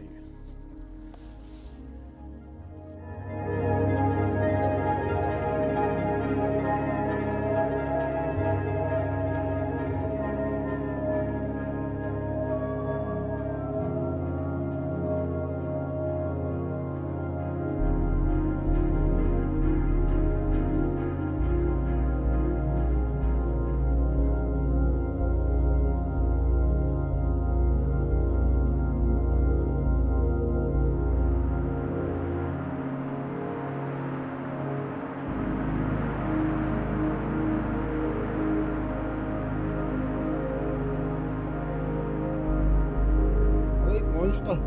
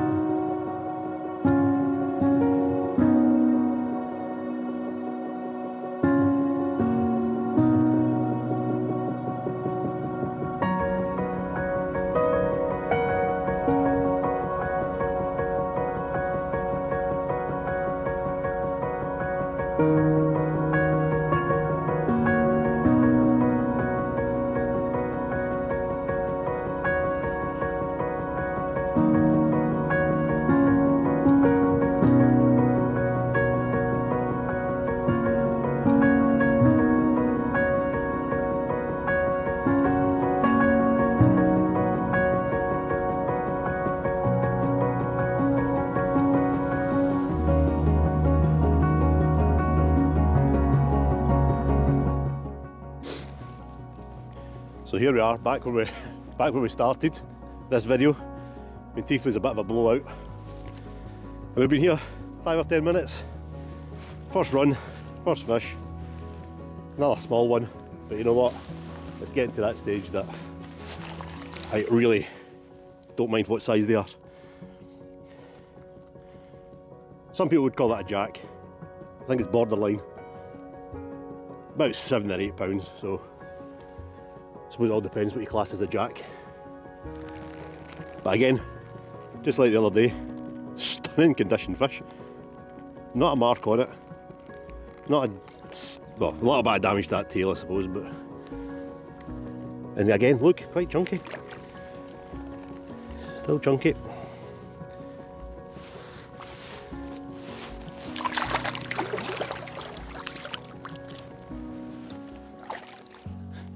Minty.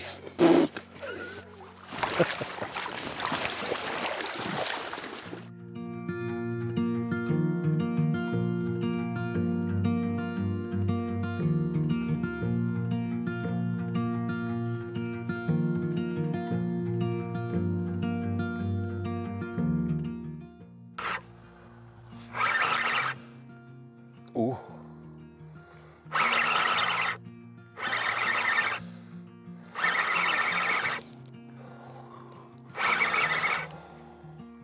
This doesn't feel too bad at all.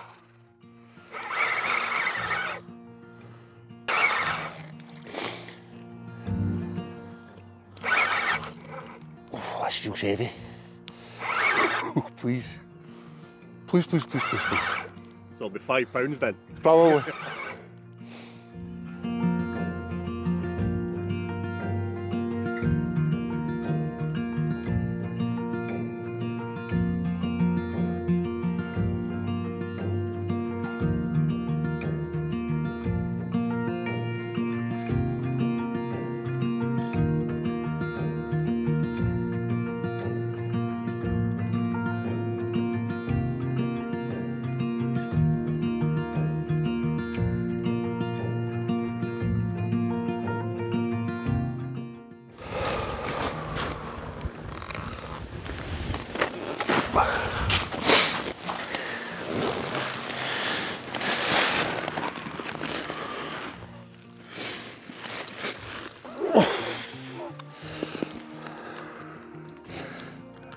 How's that? In a wee bit. I reckon that's only about 12 or 13. Felt massive when I hooked into it, and what a run it took.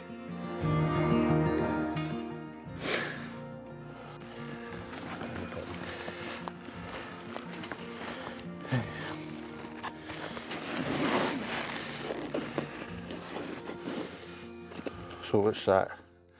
94. Same length as the last fish. Chunky though, look how fat it is. But a pound heavier. Aye. Right. Lovely, look at the condition of that. I think that's still full of spawn then. Yeah, this is March and they're still in absolutely pristine condition. Yeah, let's get them back.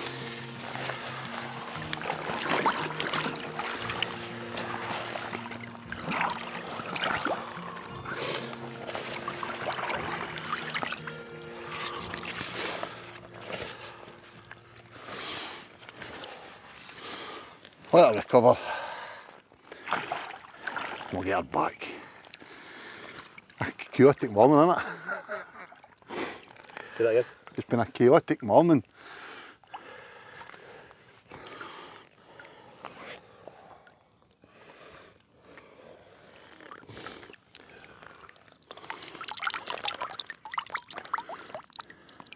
Wait. Wait. Aye, we gave that a quick way scale, sorry. I actually went 14.10. But the same length as the one that went 13.10 the other day. I actually went 14.8, but not 14.8, sorry. 14.8, sorry. Scaling a couple of inches there. Let's get her back.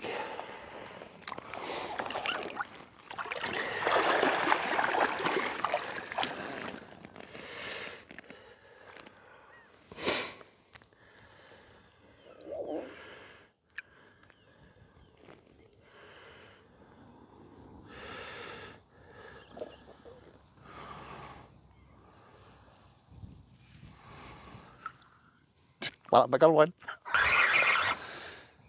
Been an absolute chaotic morning.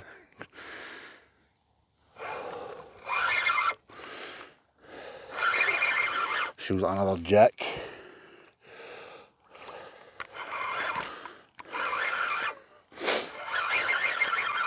Isn't he half?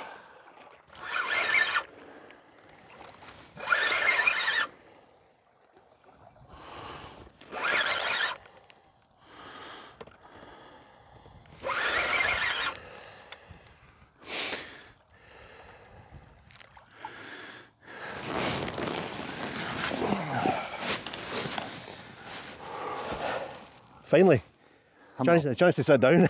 I'm not a puff. Or lie down. Fucking hell. What a hectic morning. This is the first chance we've had to sit down. I've only been here about an hour and a half. I know. But needless to say, we're no longer on Menteith.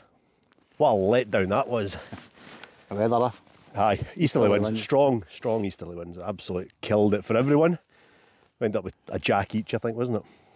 That was actually not too bad going considering. Aye, a lot of people blanked completely. Couple of 30s.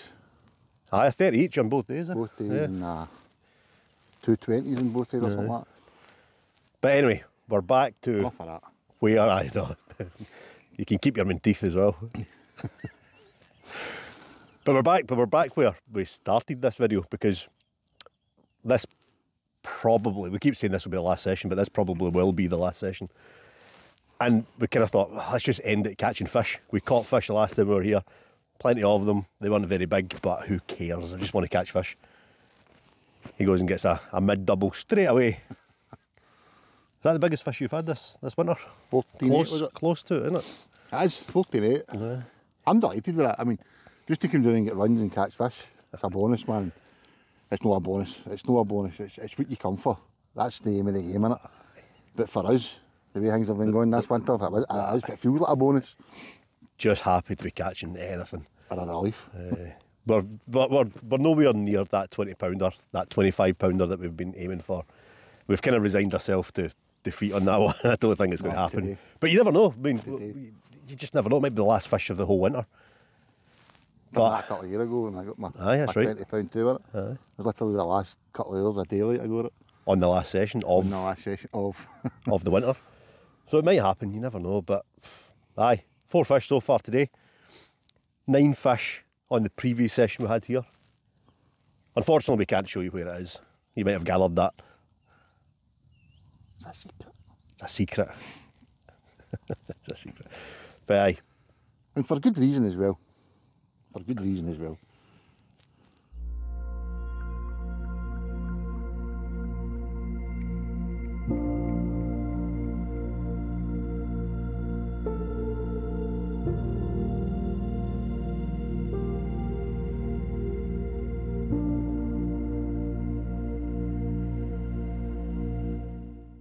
Well, this one initially felt a lot better when it took off when I first struck it. But I think it's just another jack.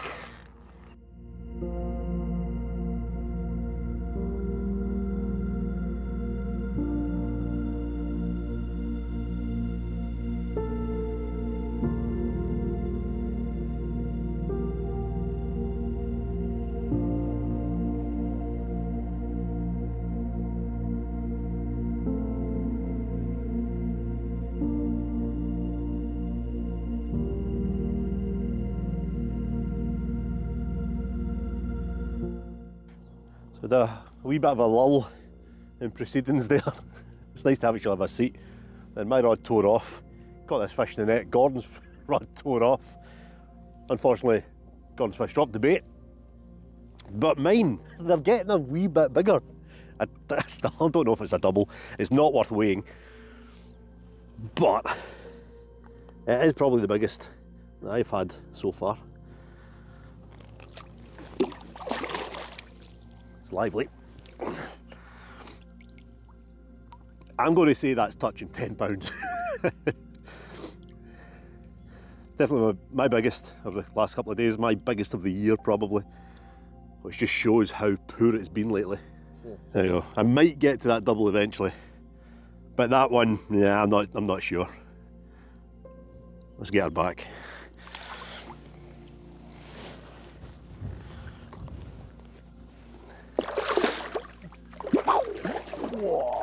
edge off. It's nice to see them go back like that, isn't it? Oh, that water is still cold, really, really cold. That'll be why they've not spawned it. It's still really, that's, yeah, cold.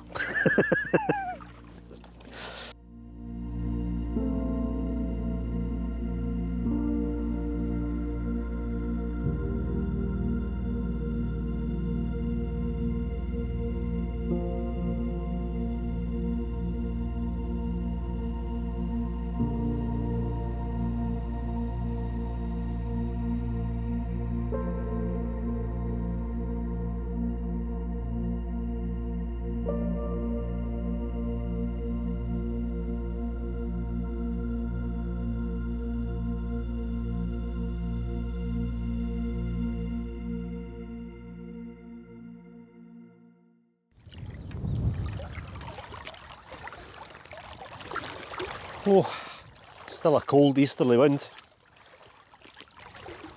Not as bad as it was on Menteith, thankfully. Let's keep the water temperatures down though.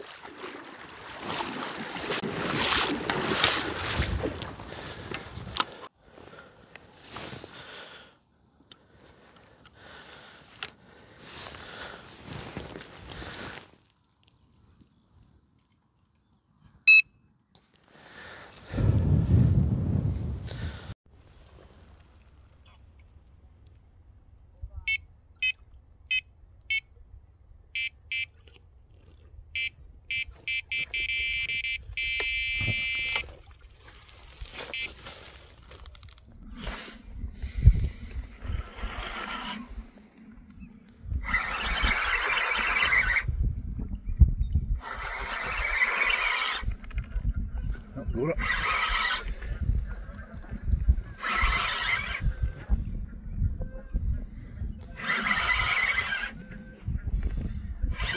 I think it's anything of any size.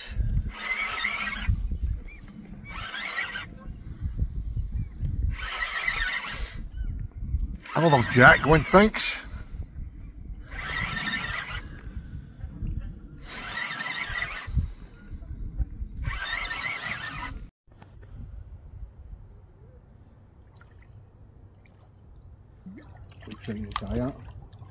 Should be alright. Let me just nab it. That's just your settling, I think. Well, I was just getting all the baits, refreshing my rods, and honestly this had only been out for about 2 minutes. Another wee jack.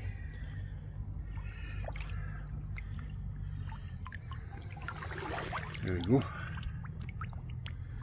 We'll get him straight back. Not the best looking one we've had. Bad damage in the fin there, but get him back, Alexa.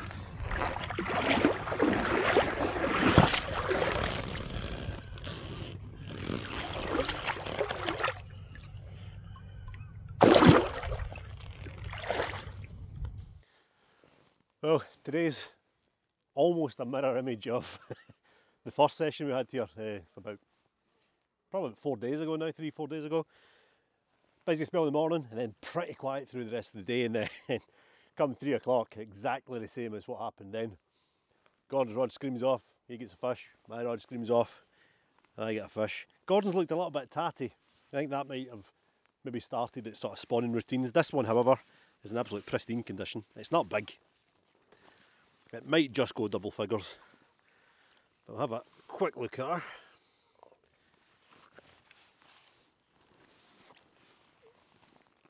Yeah, that's a double.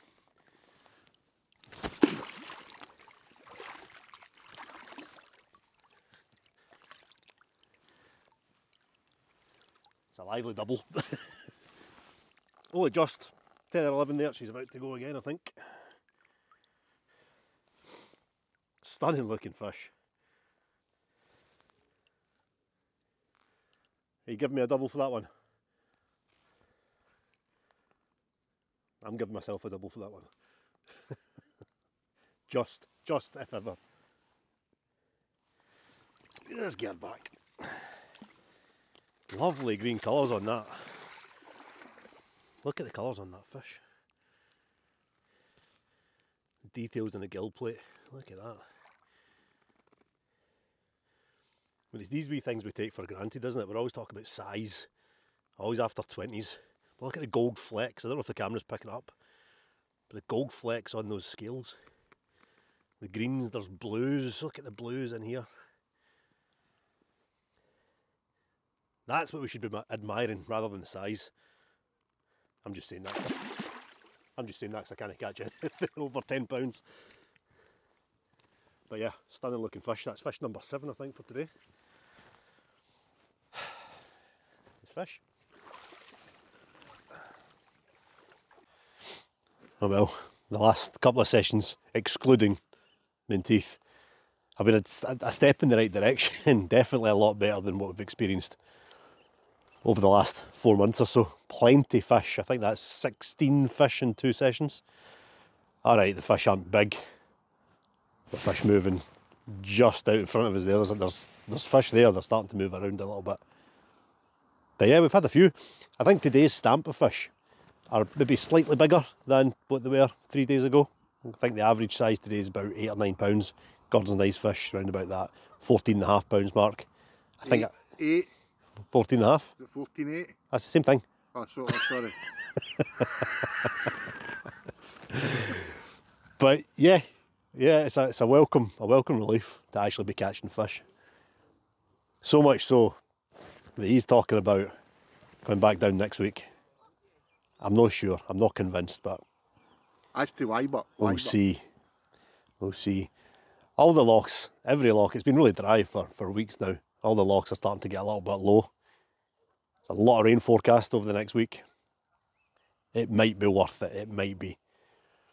But that rain, that rise in water levels might just spur them into spawning, so I'm not sure. We'll see out the rest of today, hopefully get another couple of fish. We've got a couple of hours left, maybe an hour and a half left. We'll see what we can get from today, and then possibly there might be another pike session before the end of March. Maybe.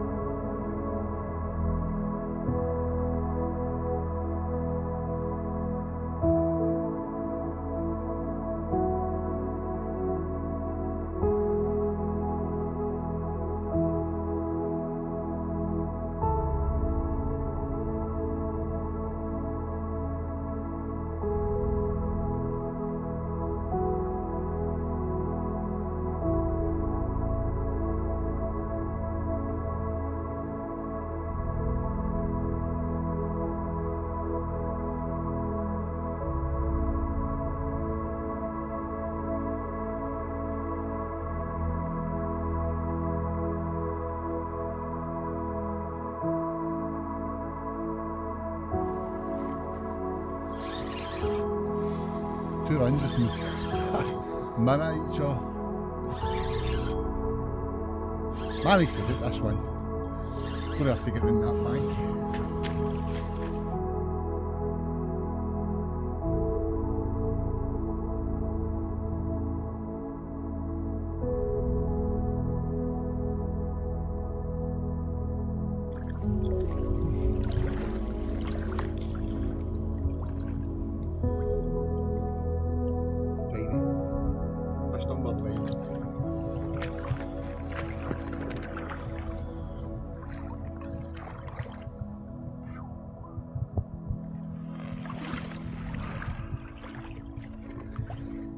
don't know what else I can do. Get the rods back out. Still about an hour left in night, so maybe we'll get one. Well, we're down to the last half hour. So as always, we always do an outro to these videos, but this could well be the end of season 2, this winter campaign. And for all we've gret and moaned about poor sessions, looking back, personally I've had not too bad a winter. A couple of 14s in autumn there on Menteith. Finally broke my duck on one of them lochs where I consistently blanked it with a 13 something. It was a nice fish. But then that was the kind of last of the doubles. It was just blanks and jacks throughout the kind of Christmas period heading into January. And then February, off the top of my head, still singles on it. Nothing worth talking about, to be fair.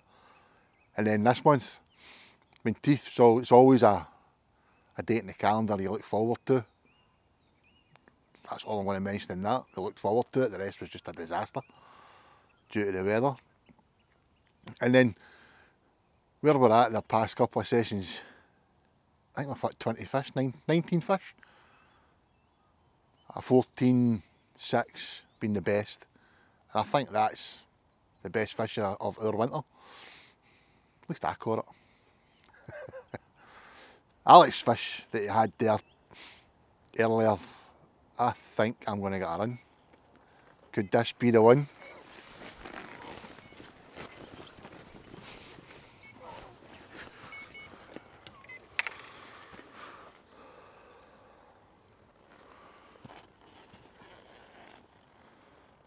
And that's taking line.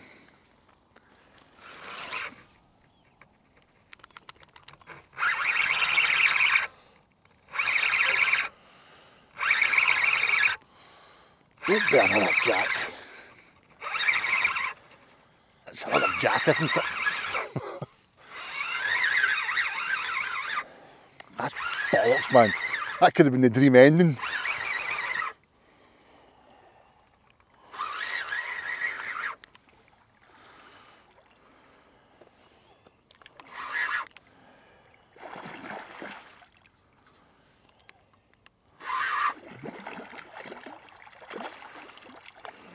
I'll get up front.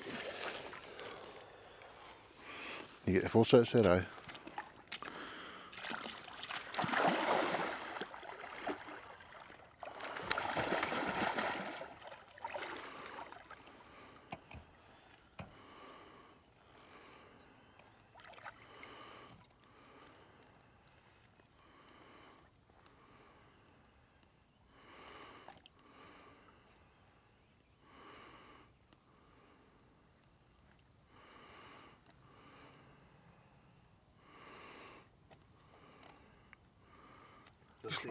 Just let him go.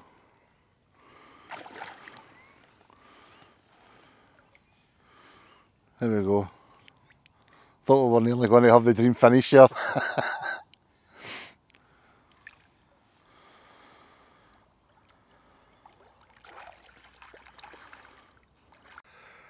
And that would have been the dream ending there, doing the outro and then bang, the big girl turns up.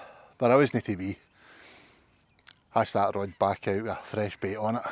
So as I say, we've still got about half an hour left. Maybe about an hour all in. But if anyone's been able to get something out of this season of Esox Diaries, we've touched on how we go about our pike fishing. Might not be everybody's cup of tea. We're still learning. Everybody's learning, everybody's looking to pick up tips and advice. So if it's helped one angler out there, put a couple of fish in the bank, then fantastic.